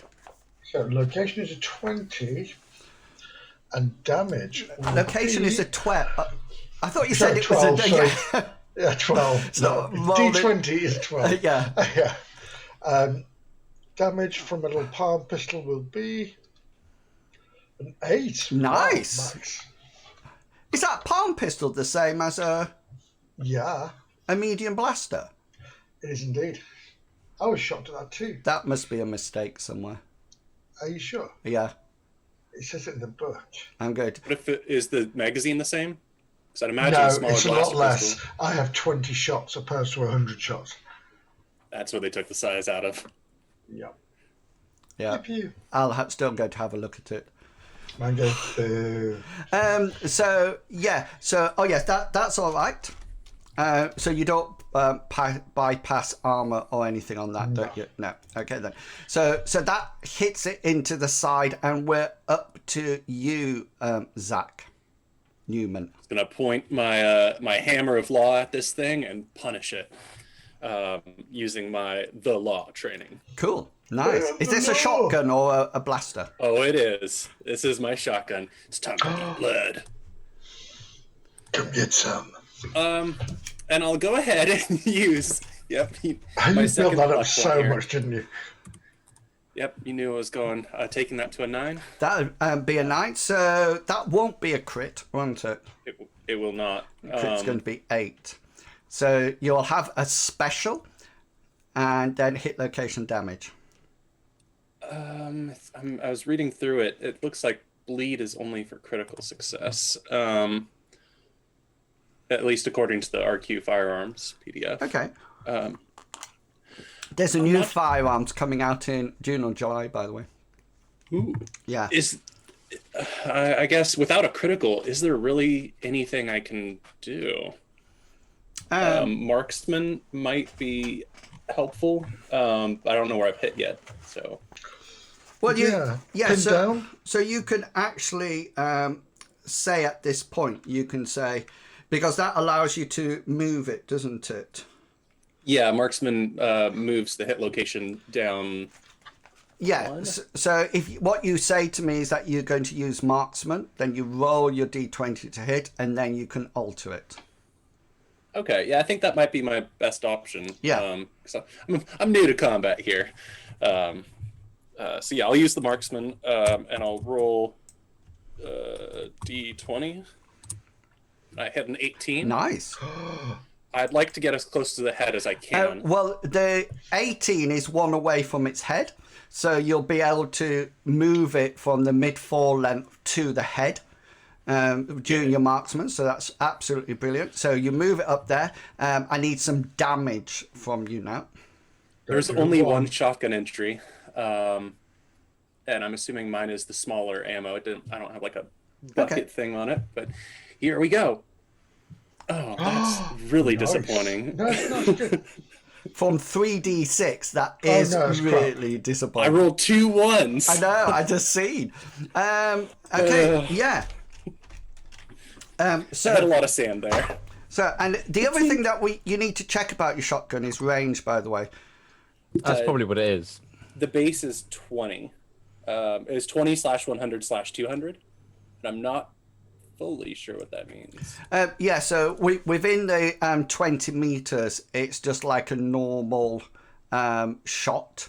And then during that range, you can do things like choose location and things like that. Gotcha. Beyond that, you can't, because it's so far away, you can't location hit it at all. It doesn't decrease damage or anything like that. It's just the specials that you can actually do. So this, as you're all busy emptying shots and laser, any blasters that you have, their sound and light connected to that, as it sort of like goes zoom, zoom, like this, and then all of a sudden Newman sort of like goes, is it a pump action one? Shotgun? Sorry, cat's dancing over here. What was the question here? Is it a pump action one? Yes, I want to say so. Yeah, so you boom as it comes in, and you catch it. It sort of like comes towards you all here. Then Hammond, you fire it first. Thursday looks at it nastily. Minsk, you fire at it, and it causes it, and you sort of like get the head as it sort of like turns away from you as it gets hit in its side, etc., and you sort of like blast the head as it comes past you, and it seems to be going in this area. You just sort of like that as you blast it. Could you all choose a number between? It's 4 of you, so somebody needs to be 1, 2, 3, and 4. I want to be 4. 1. 7. 3. 7. So what are you? Who's 1? I am. Okay, 1's Thursday, 2's Me then. Minsk, 3 is. I'm number 2. I'm 3. I am number 1. Okay, then. Newman's He's 4. cupcake at my head. Okay, 3. Who's 3? This guy. Okay, Just so the 2 of us. what you fail to notice as you are ploughing your stuff into this beast, this sandworm, is that another beast does its surprise attack from the opposite side onto you, Hammond. No. Sudden ambush, it's called, by the way. I'm actually going to use a point of my luck To reverse it. to roll it again. Someone clip that in. We'll just use the point of luck. I know it's never happened before. It'll never happen again. What I am going to say. So just be aware of this ruling. So if you use a point of luck on a roll, I cannot then use a point of luck roll on it. Just as the same round to you. So if I roll, use a point of luck and reverse it, you can't then say, I'll use a point of luck and reverse back. Can you see what I mean? There's only one luck on each roll. So, yeah. So can you, Hammond, can you make for me an evade roll, please? Do I have to? He failed. It's just to see whether or not you stay upright. All right. That's all. No. Okay, so all of a sudden, you sort of like gain a slight indication as you are actually firing off. You sort of like watch this sandworm go past, and then all of a sudden, really close to you, it erupts up, and it looks like, Hammond, it was trying to come underneath you and actually come up and take you up. And you actually managed to evade out of the way, but you're now prone on the floor. And this huge beast erupts exactly where you were stood. Okay, so you sort of like get caught on a bit of its mandible as it comes up, and you sort of like roll to one side, and you are now you're prone. This worm is up. Thursday, you are aware of it. Minsk and Newman, roll perception checks for me, please. I wouldn't normally ask you to do this, but it's only coming in light at the moment. And I failed. Yeah, so you two are still concentrating on this front as it does. Okay, then. This beast does start to move away. Just to let you know, you can't hit its head anymore, but there is body to hit when it comes to you. Hammond, you're on 16. Takes a full action to get up, correct? Yeah. Take that full action. Okay, so you sort of like rise to your feet, kicking some of the sand away. This thing launches itself up. Thursday, you're up. So the first thing Thursday would do will use a free action to shout over the comlink, "Watch out, Hammond! It's from behind!" And then she will open fire at this thing. The doctor shoots. Combat doctor. If it's not wounded, she can't heal it. Yeah. Are you looking at? No. No. Okay then, so you surprise. You sort of like look over and shout it, and then try to get a shot off, and sort of like miss it or hit it on its armor, and it doesn't do anything. Minsk, you're up next. You can still take a pot shot at this worm, but you now do know there's something behind you because it's come over. I was about to say, being aware of that, I will use a free action to shout or to say to Newman, "You take this one. I've got the other one," and I'll move to here. Okay. And then I will take a shot at. Oh, can I? No, I can't. Can I? You can move and you can move and draw a weapon or something like that. But that's it. Yeah. So you sort of like turn around and head over towards it. Newman.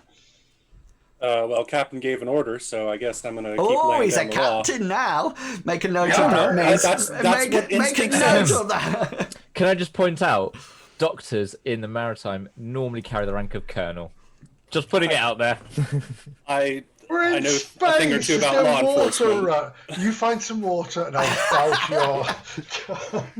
Newman, go for it. Yep. Here is the law. 62 of 73. Yeah. And I guess marksman wouldn't really help here too much. Actually, I saw this thing already get wounded in a portion near the head. You could do marksman still, because you could just sort of like train the head as it passes. It's not going to be that far away. Okay, that's what I'm going to do then. Yeah, so roll a D20 first. You almost caught me making a mistake. Right, a 13. 13. So you have a choice with 13. That has been hit before. The one above it has been seriously hit before. That is the one that whoever rolled first bypassed its armor. I think it was Hammond. So that is a lot. That is damaged. So as it comes back, you can see its various wounds on, but there's quite a gaping wound near the front, just down a couple down from the head. So you can either go for the one that is seriously wounded or the one that is wounded. Those are your two locations. seriously wounded seems like the best Okay, idea. then. We're not Yeah. taking prisoners. Yeah. So off you go. Please be higher than 8. Please be higher than 8. Ooh, nice. 12. 12. So you actually let off another shotgun shell worth of pellets or whatever, and it actually hits the skin, and its armor seems to have little or no resistance to this. It has stopped it a bit, had 2 points of armor there, but you empty like 10 shots straight into the existing hole, and you definitely see inners and slimy stuff coming out, and the worm sort of like starts to do that thing like earthworms do when you try to pick them up, and it all sort of like contracts and writhes on the floor. And yeah, so we're coming back up. Do you know, I was trying to figure out what I don't have on my turn order, and I've just realised I don't have. It's in turn order. Yeah, I don't have combat round and turn. That's what I don't have, isn't it? Let's just add that. Oh, you put the names on while we're away. Very good. Yeah. Someone failed their perception check. Always. Turn. Throwing some Oh, shade. tree. Okay, Look, pretty butterfly. just for sake of simplicity, and then nobody's. We will say at this point that we're now going into combat round 2, and we're doing the first turn pass. Okay, so that's what we're actually doing. So you all have both action points available for this first turn pass. Okay, then. So this thing tries to grab you. Hammond, you managed to roll out the way as it comes up. Thursday, you took a shot at it, but missed it. And so the sandworm is going to... Head comes up, reverses it, and down it comes on you, Thursday. I am going to use a point of luck and reverse that to get... 16. A 16, which means I will hit. I will try and evade and dive out the way. Okay, so you've got to get higher than a 16 and succeed. I got a 27. Yeah. Okay. Which Combat way? reflexes. Combat reflexes. Which way would you like to dive? That way. Okay. So she's diving to her left. Yeah, and Yeah, left. It sort of like is coming down on its head first now, right where you're. So if you hadn't got out of the way, Thursday, it would have used engulf on you. So it would either bitten you in the belly of the beast. It would either bitten you if it didn't get a special, but if it did get a special, it would engulf. And so it would literally come straight down on top of you and literally swallow you as you go out. But you managed to roll out of the way. So that's its action point used. And this one is dead. Newman, you've dealt with that one quite effectively. Hammond, you're up. All right, I'm going to go again for the shot before it ducks way further down into the sand. Yeah. So you won't be able to get his head, but you will be able to get body. Get the rest of the body, so I'll roll for it. Ironically. Cool. Yeah. I'll make you re-roll that. You'll make me re-roll it? Yeah. I'm using my point of Oh, luck. your luck. Good old luck points. Thank you! Thank you for Okay. letting me roll that. Oh, it payback really is a happened. bitch. It's all right. I only had 2 to start off with, but now I don't. You notice the sound erupting all around you. You'll have. All right, let's see. You'll Many a have. time in Wales has gone, oh, I bet it'll be a critical. Yeah, that's what you should have said. You should have said that. Do you know? I love having these luck points. Thank you. They work well, don't they? Yeah, just to let you know, I've only got 1 left. So I've still got I'll all three of resupply you. mine. yeah, so you got two specials and then hit location damage. All right. I'm gonna do bypass armor in the same vein, which is full Maximum Which one damage. was that? Yeah. Maximum damage, Now, nice. So roll to see where it hits. That's what we need to do first. It can't actually hit that because it's in the sand. Rather than rolling a D. Hang on, let me get this right. So Maybe move down one. no. So what it should be is we should have just rolled a D10. Because half of it is in the sand. So you've got a choice. You can either just divide that by 2 to get the 10, or you can roll a d10. It's completely up to you. I'll just split it in half. Okay, so yeah, so it bypasses the armor. Do some damage for me. I'm doing the full maximum damage. Oh yeah, so is it 8? Yeah, 8. Yeah. Nice. Second time. Yeah, you're getting good at this. It certainly it needs to make endurance roll. Just to let you know, its endurance is not to get fatigued. It's to see whether or not it continues to fight or not. That's what it actually uses it for.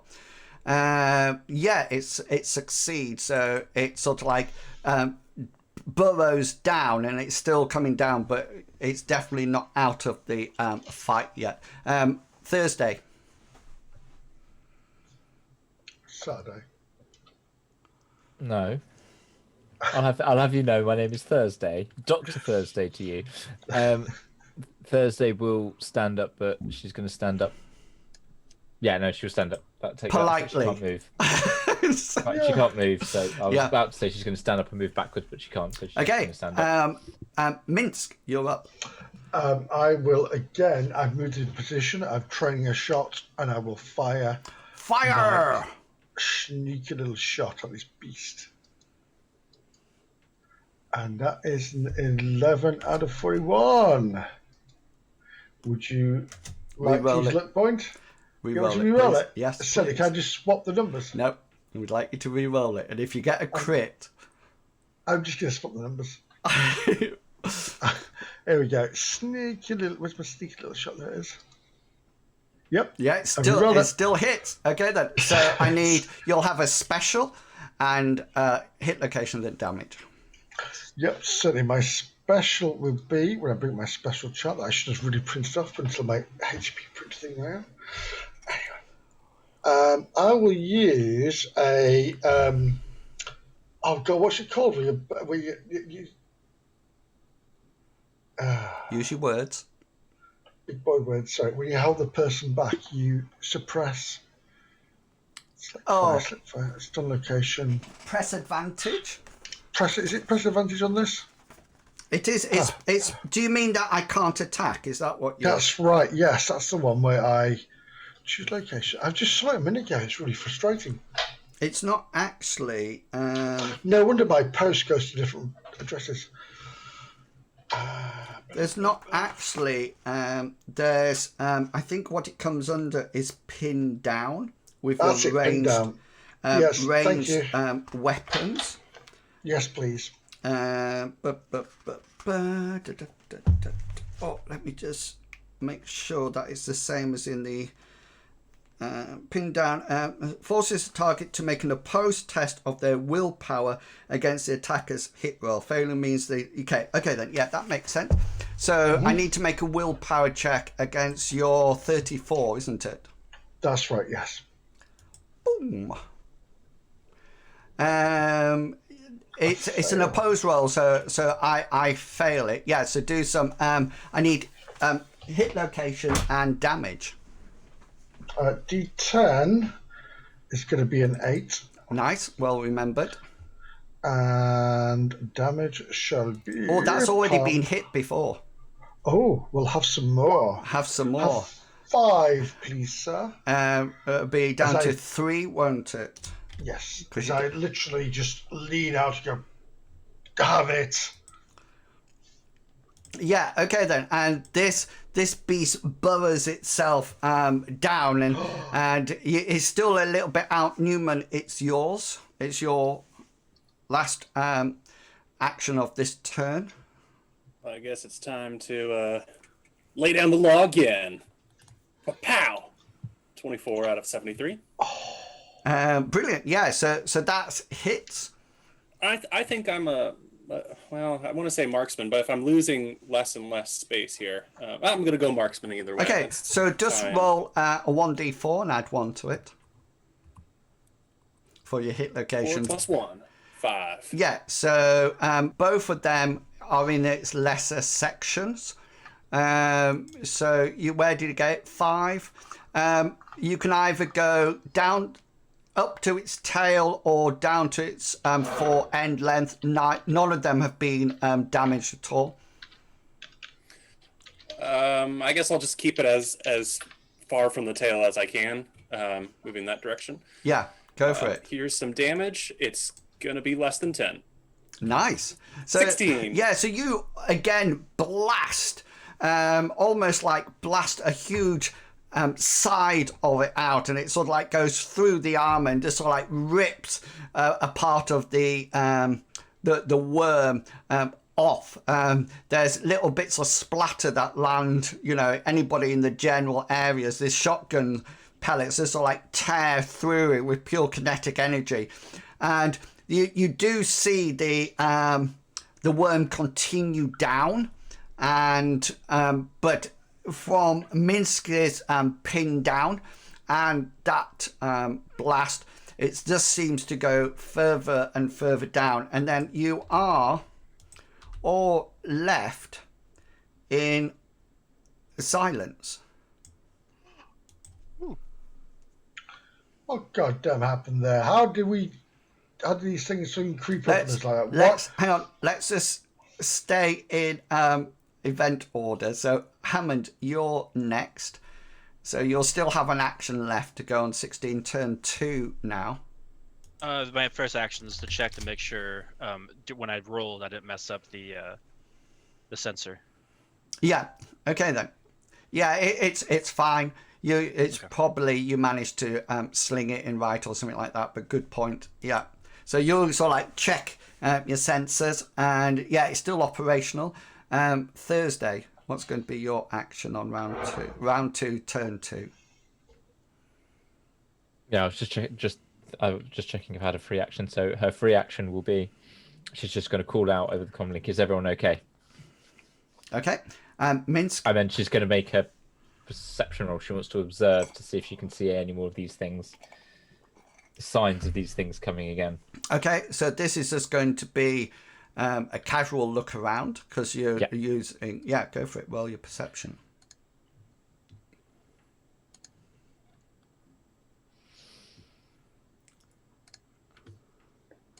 Nice. I'm going to tell you what you see in a second. Minsk, what are you going to do on your turn? How the hell those goddamn things get behind us like that? Why wasn't somebody watching the rear? Okay, so you're just talking over comms or talking out loud. Brilliant. And Newman. Keeping my shotgun trained at the ground near where it had just dove in. I'm almost expecting it to come for me, so I'm probably a little bit closer to me. I'm trying to see if there's any of that burrowing in the sand that you described. Okay, make a perception check then. 24/53. Yeah. Okay then. So Thursday, you're going to hear you're going to notice the first thing that Newman does. And then I'm going to type something else to you Thursday that will come into your Discord. Okay, so make sure you've got it open. As you look around, both Newman and Thursday, as you look around, you can see that there's definitely mounds appearing and moving, but it's almost as if your action beforehand has warned them away. You can definitely see there's definitely more of these beasts in this area, but just to give you an idea, they're outside of this area. That's the distance that they're keeping. The one that you tore a blast out of Newman is just sort of like lying on the top of the sand near you, seeping ooze into the sand. And you both can see it moving around. So if you want to communicate that to everybody in the party, then you can. I'm just going to type something to Thursday. Yeah, Thursday will point out that she thinks she sees more of them moving around in the distance. Newman will grunt to confirm. Over comms.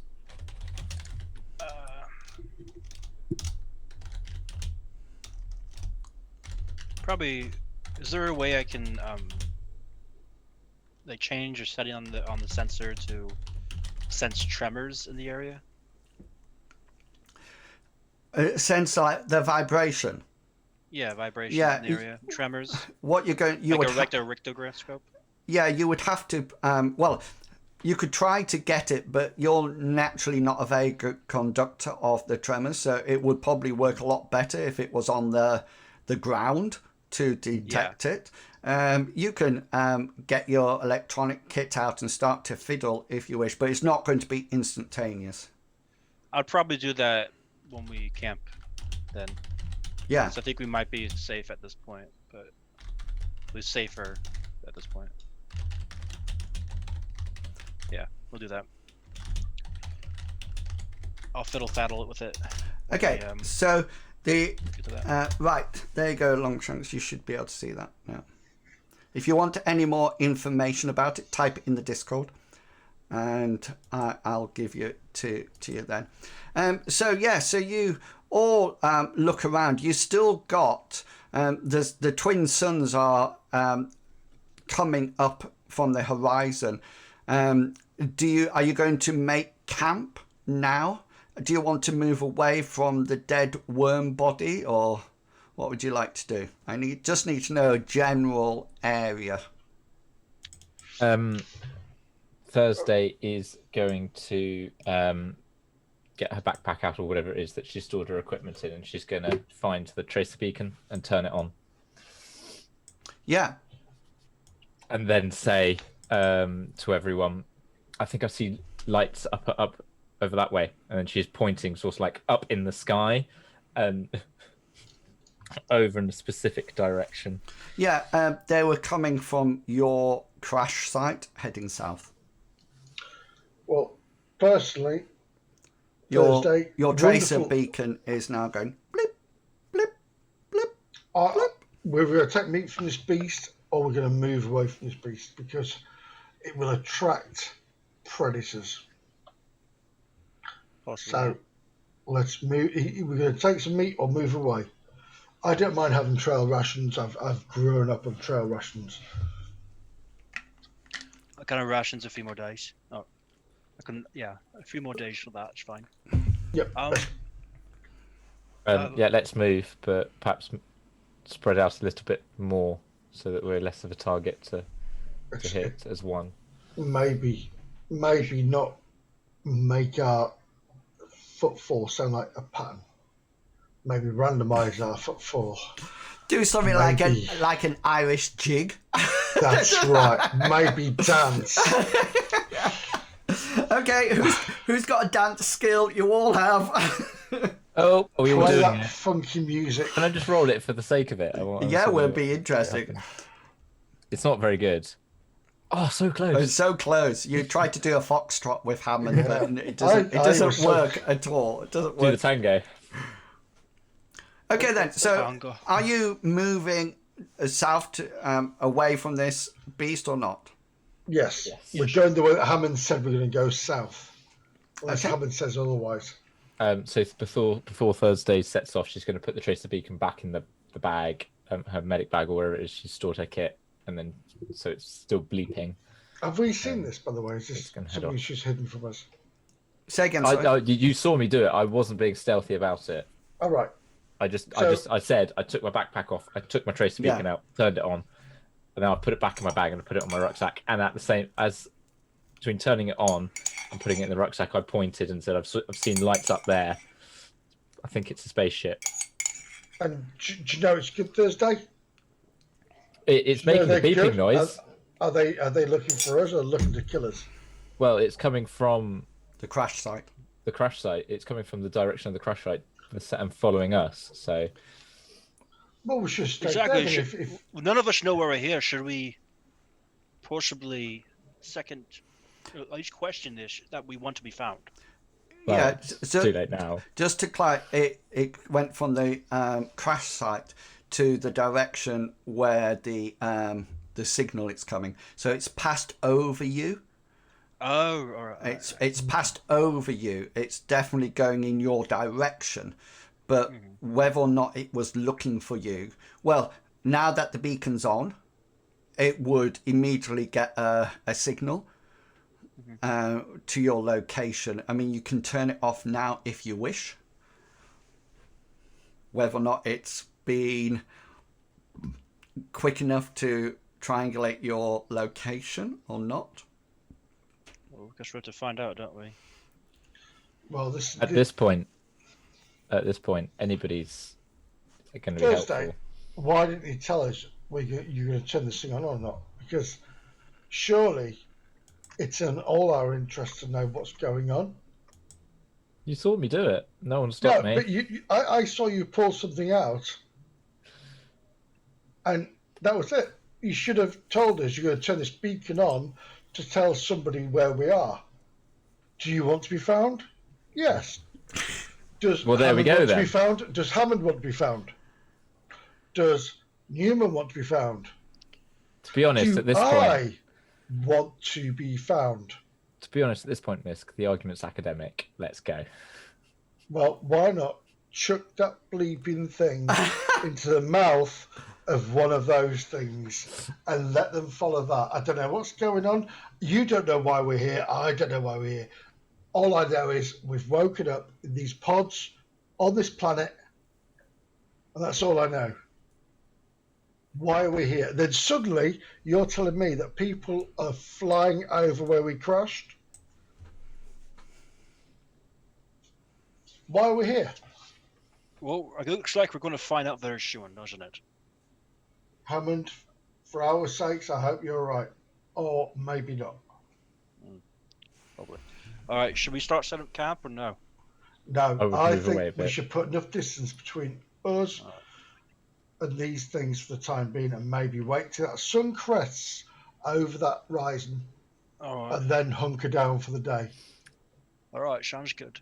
Let's just Okay, so be you careful. Double time, let's push on. you managed to walk another 60 minutes, 90 minutes before the sun definitely starts to shed its light. You're still in an area of undulating sand, but you do notice that as the sun starts to set, to rise across the sand, and the heat starts to build up, Newman, you notice from your vantage point at the front, because you've seen them before, even with your binoculars, your image magnifiers, you notice that these vibrations cease.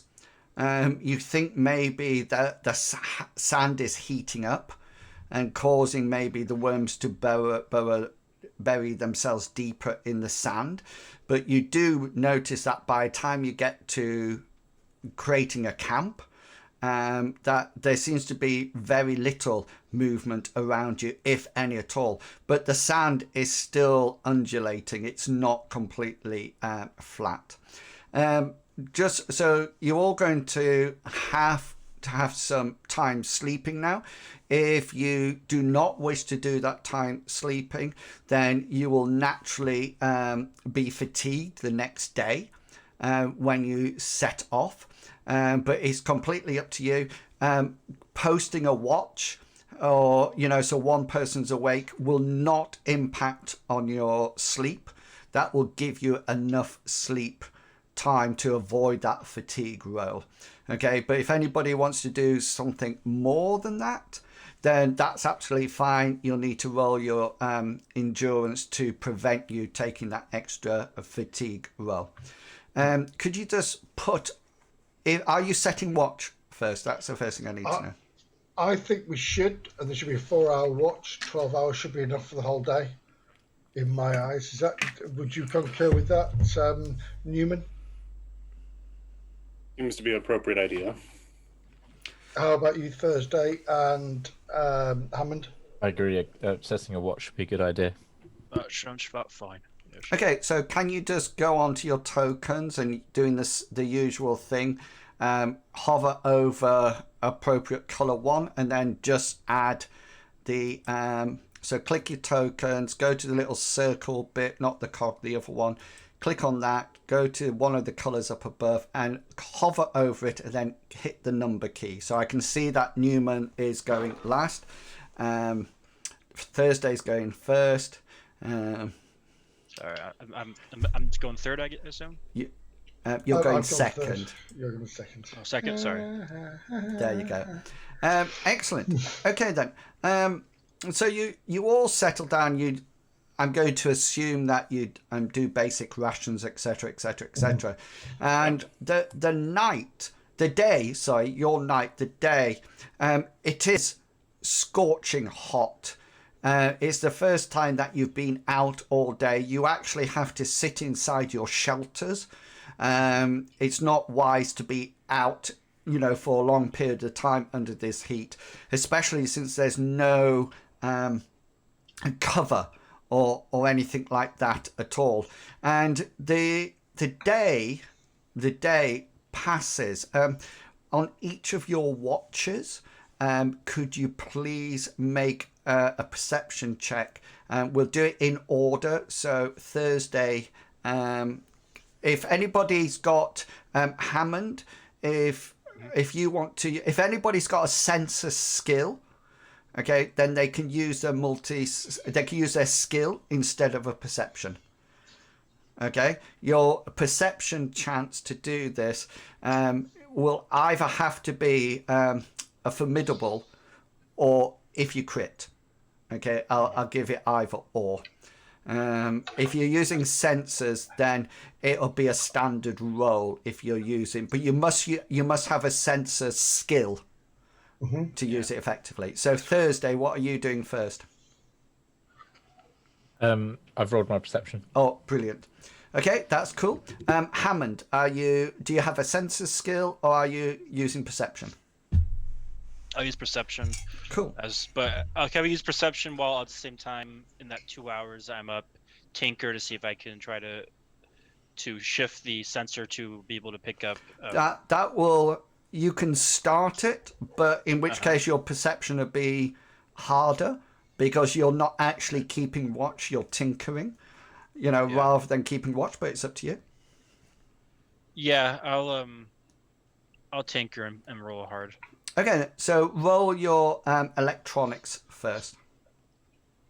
All right, 1 second.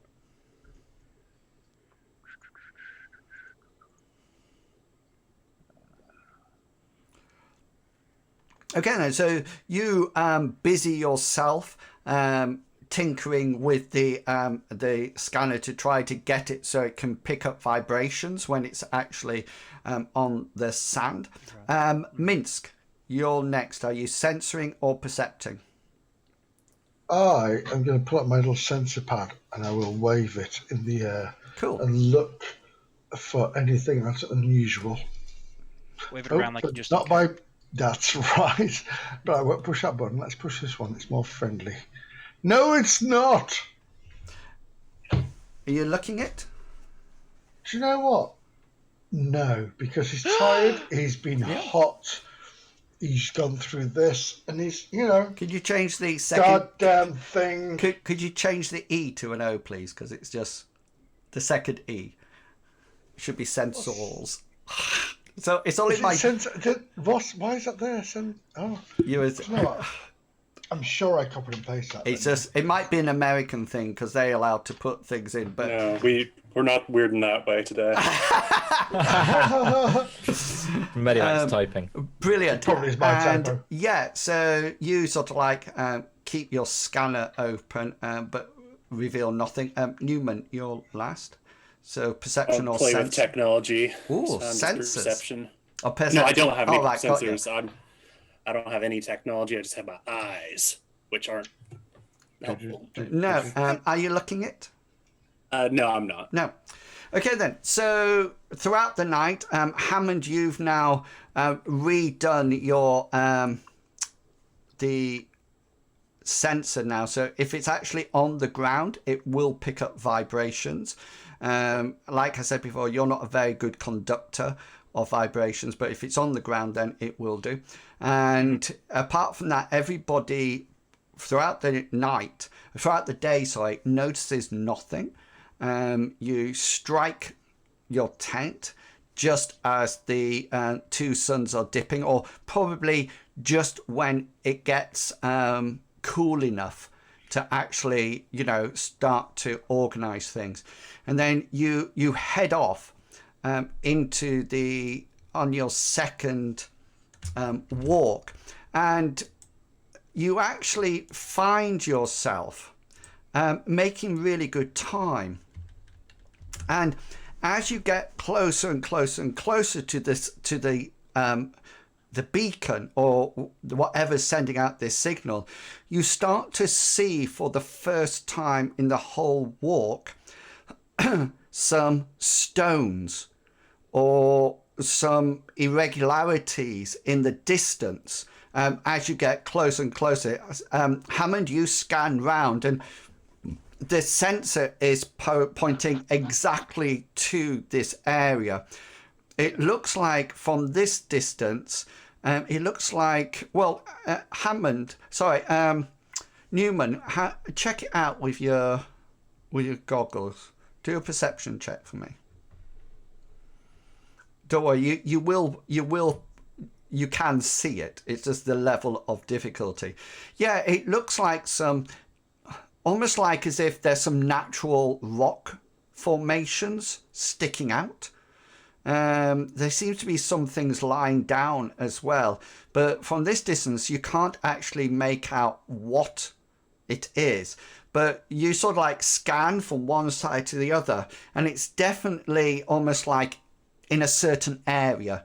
It doesn't sort of like peter out on either side. It definitely seems to be dead ahead, and there's stones stood up or rocks lying down or something. And Hammond, this is directly where your signal is emanating from.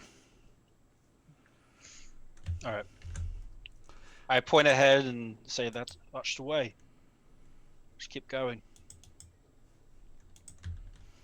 Okay, so you continue to make your way closer and closer to these what can only be classed as irregularities, but as you get closer and closer and closer, they start to take on a form, and you should be able to see it now. Yeah. Yeah. It seems to be some sort of ruin. Mm-hmm. There's various stone. You can see the two obelisks there. The yellow circle in front, the yellow oval, Hammond, is where your signal is coming from. And you notice that it looks as if something's ploughed straight down into it. So you can see there's a bit of a rim of sand, and it's definitely, you can't see anything sticking out from where you are at the moment. There seems to be a bit of a lip going round. Yeah, it's dusky time, so you have an opportunity to actually decide what you want to do, etc., where you want to strike camp. Sorry, when I say dusky, I mean it's coming round almost like Dawning. It's about yeah. Thank you. Twilight. Yeah, Twilight. so like 2 or 3 o'clock in the morning. Okay. So yeah, what would you like to do? Well, guys, Hammond, Yes. is this where the signal's coming from, here in the front? It's definitely coming from Yes. that area. Yeah. That's exactly where it's coming from for now. But Right. yeah. Sorry, go on. No, you go first, Tom, and you're the key expert in this. Be careful with any approach that we do. My understanding is that it's obviously on the ground, so it means they don't want to be seen or found. Or they're just trying to avoid the sun, I guess. We can also look at that. But from what I understand, we should probably approach very carefully. I totally agree, but my concern is, do we go ahead now or do we wait? And if we are going to wait, we need to find some solid ground to sleep on. And this over here looks like solid ground. So does that. And so does that. We need to sleep on some rock formation through the night. Just so Minsk, I didn't put it on all of them, but you've got some little rocks here if you want to make some more pyramids or anything. But this definitely, it almost, you actually think that sand's blown over this area. So you think anywhere from sort of like here to the upper side has obviously some kind of bedrock or some kind of paving slabs or stone slabs. You can actually move the sand away a bit and see the solid foundation. So you're actually probably, you don't think any of the worms would be able to come up here. They would have to be pretty good. And just so you know from Newman's earlier on, Newman, you don't see any of those undulations passing through this point. It seems to be out at a distance. So everything's normal, flat, just wind blessed sand. Well, if that's the case, maybe we set up camp here, check out these obelisks tonight, and then maybe push on to see what this down here is tomorrow. I don't know. Doctor says Thursday. What do you think about these things? You're more medically minded. Well, I mean, I can have a look at them, but I'm only, sort of like I can stitch people back together. No, I don't really know much about Thursday. rock formations. What I mean is, I can fly a starship. Hammond over there can build anything you ask him to because he seems to be the most keenest builder in the world. Newman over here can kill people. He's the most deadliest operative I know, and I've only known him for 2 days, maybe longer. I just can't remember. Sorry, Newman. But no offense taken. Thursday, you seem to have the more academical mind of all of us. So maybe could you have a look at these obelisks and see if you can see? I mean, I can have a look at them, but I majored in medicine, not mineralogy and geology, but I can have a look at them. Yeah. All right. So Thursday, which one do you want to have a look at? There's one lying down that's broken, and then the other one that's upright. We're going to tie her to it and sacrifice when she's not looking. Probably the one that's lying down, because that's got the most exposed surface that I can have a look at. Okay then. So what? So I have a look at it and then go. I've had a look at it.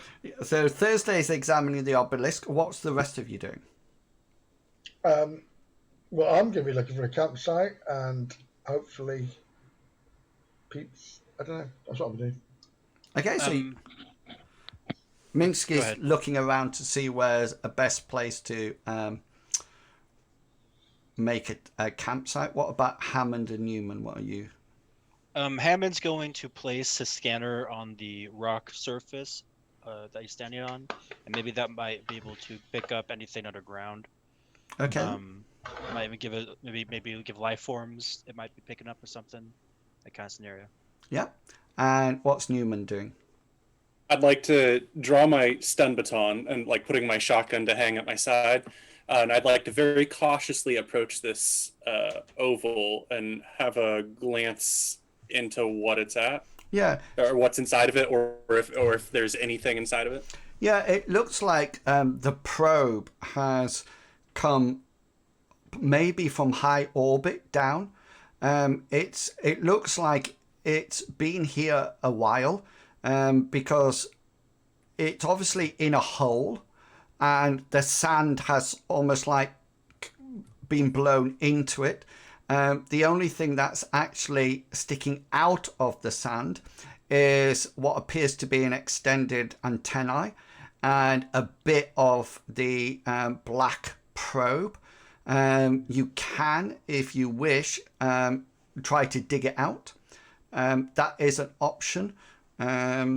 Or you can leave it where it is. It's completely up to you. I'd like to try and wave over Mince because he's very good with sand, and try and get him to dig it out. Okay then. So how this works? This is a conflict. Okay.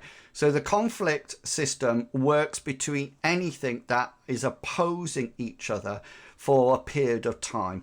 So it could be as short as a few minutes if you're posing stealth with perception.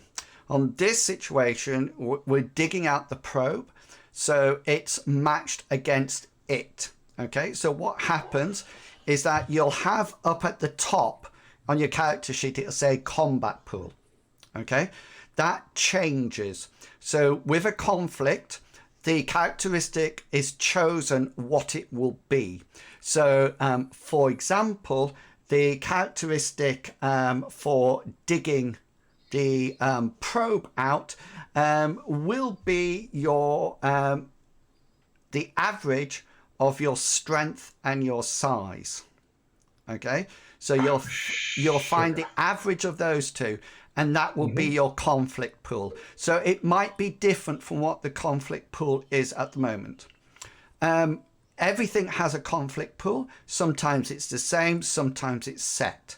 So, for example, on this situation, the probe is buried in the sand. It's not size and strength. It has a value, a number of points. Once you have reduced the conflict pool of what you're trying to do to 0, you actually have succeeded. Okay. However, if yours gets reduced to 0, okay, be exhausted. Yeah, you finish the activity and you need to rest. Okay, and then you need to rest for that combat pool to go up. So you can't actually just carry on forever. When your conflict pool gets to half or less, then your skill roll becomes hard. But you do have the option at that point to withdraw. So as well as your conflict pool, you have a skill. So obviously to dig out the probe, the skill's going to be brawn. Okay. And what will happen is that I've got a skill that is either my own skill or a generated one. So I have a skill called stuck in sand. Okay. So what you're doing is that you'll roll your brawn, I'll roll my stuck in sand, and the winner is an opposed roll. So just the highest, it's not differential. It's, highest ones will win as long as you succeed. Then does 1d6 off the conflict pool. So if I win, okay, then I'll roll a 1d6 and you will reduce your conflict pool to whatever it is. So if it starts at 11 and I roll a d6, then it'll be down to 5. Okay, that's Makes less sense. than half. So you then have a choice. You either continue and your skill level goes up to hard, okay, or you withdraw and leave it. Every conflict turn, i.e. as both rolling, has a time element to it. So it could be that the time element is an hour, and in which case it takes an hour, then we oppose rolls, we take damage on our conflict pool, and then we carry on to the next hour. It could be minutes. We don't know. You can, for example, in this situation, you can have multiple people digging. Okay, so Newman, you might start off the digging and then get tired or get low in the half and say, I'm going to pass on to somebody else. My conflict pool then does not go back up to normal, if that makes sense, because you're still working on it, and so it goes down. Just to let you know, say for example, I can do conflicts against anything that is going to last more than a certain period of time and need some kind of interaction. So I will always tell you that it's going to be a conflict pool skill test, if that's what it comes to it. So rather than Do you one after another? Can we assist in this? So because of the small area here, only one person can do the digging.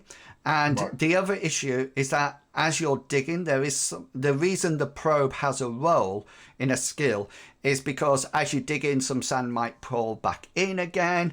If you decide, we're going to combine our roles, okay, then it will just be a normal adjustment. You'll just augment as normal, and the one person will roll. You'll have to decide. This situation, you probably get 2 through, but I'll say you get 2, you can't get more than 2, so forth and so on. But remember that the damage is coming to both your conflict pools. So if there's even if you're augmenting, if I do 6 points of damage, you both take that 6 points damage. Yep. And it goes down. Okay. And it depends. You'll need to decide whether or not is it better to augment to do more damage and hopefully win. If you win, you take no damage. It only comes off me at the probe. Does that make sense with people? It does indeed. Yeah. Yeah. So I know what I thought you were talking about like me trying to persuade Mince to come over and help initially. No. It's like I'm not trying to be conflict here. No. Well, I'll tell you what I'll be doing.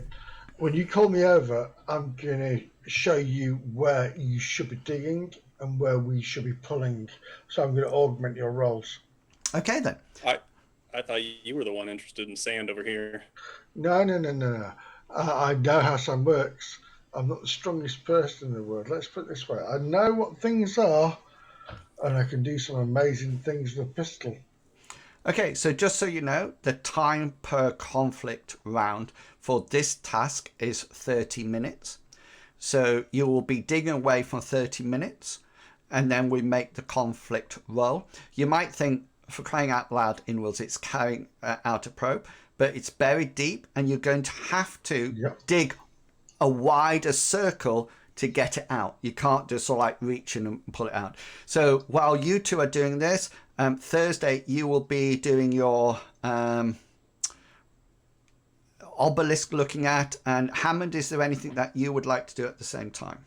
Yeah, I'm going to once I get any readings from the sensor. There's no vibrations here at all. Okay. I'm probably going to go to where they're digging and see if I can read where the antenna is trying to communicate with. Yeah. So where it's just sending out this signal. It seems okay. So it is the actual thing that's giving. Yeah. The only thing that you now aware of, and messing about with your scanner, you're not too sure whether or not this is really correct.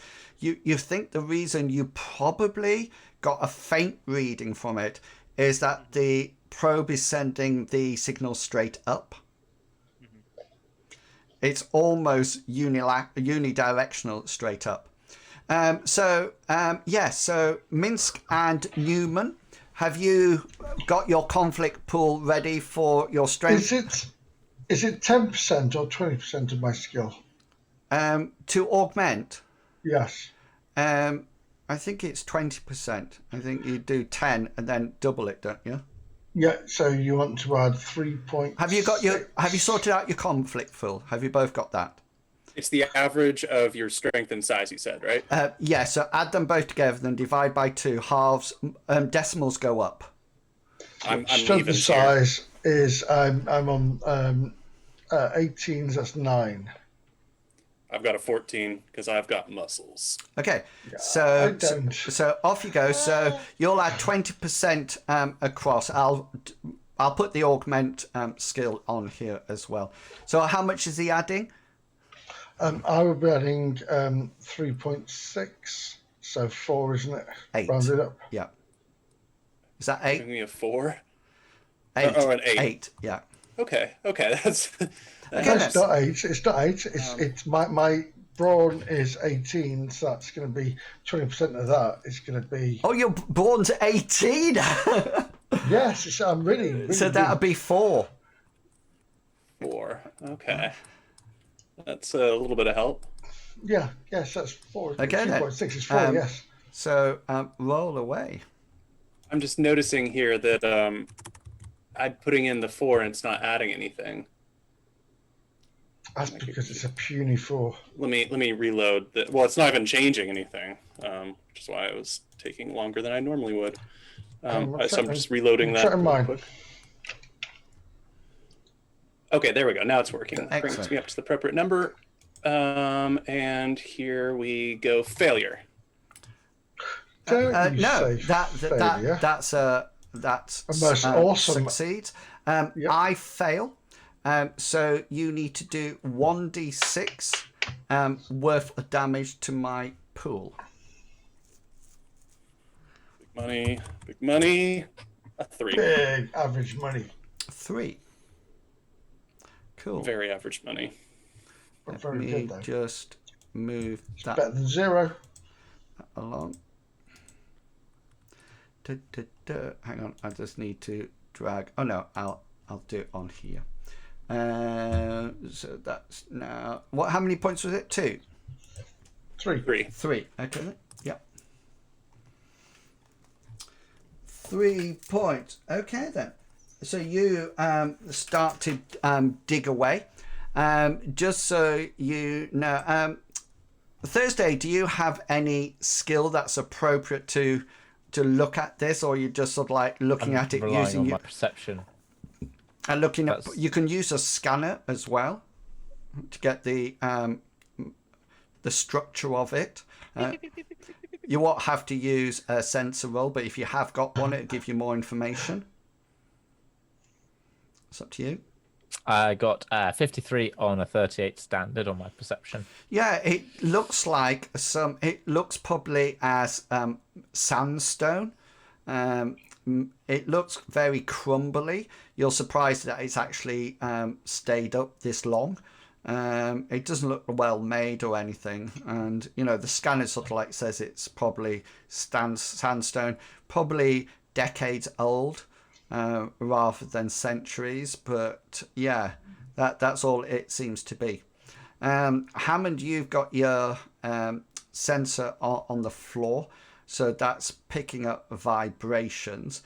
Anybody, Hammond and Thursday, you'll probably do this for 30 minutes. Hammond, is there anything else you would like to do for 30 minutes?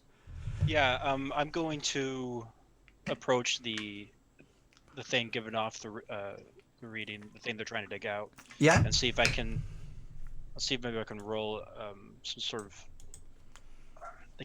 not necessarily knowledge, but if I can figure out what it is and why it's here. Would that be an engine? Would that be an electronics roll, or how will you work out why it's here? Well, maybe if, for example, if it's something like, oh, this is a what do you call them? Like this is a recon ship or something. Or is this supposed to be giving off readings from the planet to something else, or is this something I'm familiar with seeing? Yeah. But it's something like I've never seen this kind of thing before. At the moment, you can only see the tip and the antennae sticking out because Newman and Minsk are busy trying to excavate it.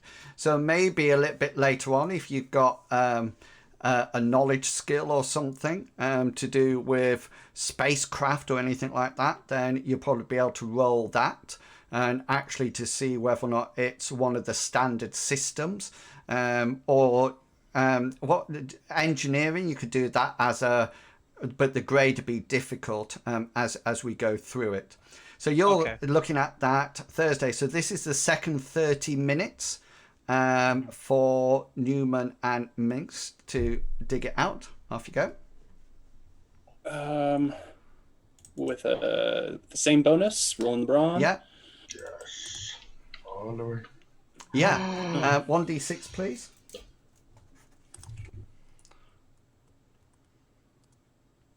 Oh. Nice. Nice. You've started, it's really heavy going here. You've had to get rid of everything round about it, and as you're sort of like pulling things out, Minsk is trying to have some kind of structure around it to stop the sand cascading back in. You I'm can, also dabbing his forehead. yeah, dabbing it, getting hot water and white towels just in case. Yeah. And you can start to see the base of it. Newman, just roll your engineering skill for me, please.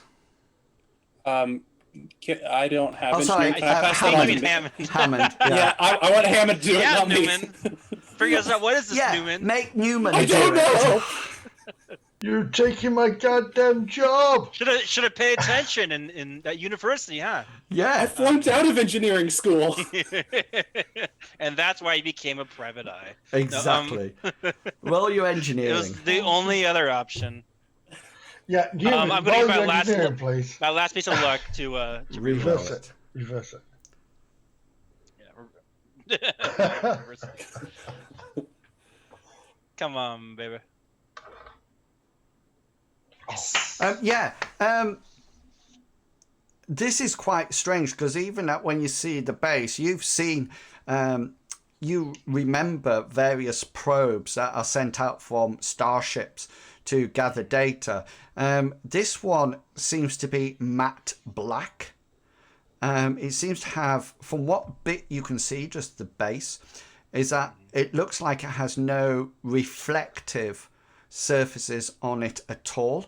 You're not too sure. It's something that you haven't come across these in your normal everyday engineering life.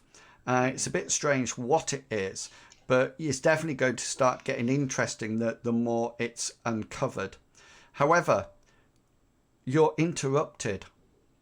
Oh no. And while you're all busy looking at things, digging out, having a look at the probe, something, what appears to be a shuttle, drops down from high orbit and comes and lands north of you, just off the plateau of the area of stone. It comes down at quite a speed and lands down quite neatly. It's a good pilot who's driving it, Min, so you notice that as you look around, as you hear the sound and the lights. I could do that. And as the lights sort of beam out and it comes down and lands, it's a very small shuttle. It's probably got a crew of maybe 4 or 5, nothing more than that. It lands, it lands, comes down, shines its light over you, and then turns around and lands sort of like perpendicular for you. And the side door opens, and you are suddenly aware of some people. Can I ask a question? Is this while we're digging to the last action, or can I look at this thing coming over so I could move? No, this was when His reaction. this was when you were busy digging, Okay. and what you notice that there is. Hang on, she's not there. No, sorry, he's not there. He's somewhere else. Out of the spaceship, the shuttle, comes 3 humans. Le femme fatale. They are the lead one's male, the other 2 are female. They're dressed very much in what might be classed as salvaging gear or workers' gear or things like that. They seem to have they're not wearing jumpsuits. They don't seem high tech at all. They seem to be very the average person, but you do notice that they are all armed. They have the familiar blasters at their hips, holstered with tie-down holsters around their legs as well. And the ship lands, this door opens, and they march out or confidently walk out onto the onto the solid ground. They don't seem to be Right. wearing armor, but they could have something under their clothes. You're not too sure. And Yeah. they step and they stand at that point, and this is where we're going to leave it. And the guy at the front says, "So what do we have here?" And that's Tonight. where we'll leave it for this week. And we'll come back next week to see what's actually happening. You're all aware of this. Just to let you know, you all are stood up and facing. You're not crouched down or anything like that. But you don't have any weapons drawn at this point. And they have no weapons either. So yeah, so we'll pick it up from here next time. Thank you to everybody who's come along and watched it tonight. I'll definitely get it sorted despite the rubbish sound, and get it uploaded so we can see what happens. Hammond, you know what you're doing with that skill, so just let me know when you've rearranged things, and then that's it. And if any of the players got any more questions, then let me know. And yeah, so remember that you can go along and to that web address and find everything that is I'm going to publish about the campaign of Voltaris 42.7, and look there and see what's happening. And remember, on my Patreon page there's some tiers that allow you to actually see the background information, the adventure notes that I'm playing from at the moment. Hope you enjoyed our first battle of venturing into space. We obviously got the first encounter between two sets of humans. I wonder who will be the socially interactive character that prevents bloodshed, possibly. I don't think it's good. Oh, it might be Newman. He might be good with the gun and also persuasive. The ton. Yeah. Can I just say, Mithras in space! Sorry. Definitely Thank say you. that. So yeah, so we'll see you all next week, next Saturday. I'll keep you informed whether or not the session is going on. I hope you've enjoyed tonight's session, and we will see you all next time. Look after yourselves. Bye-bye. That long sex.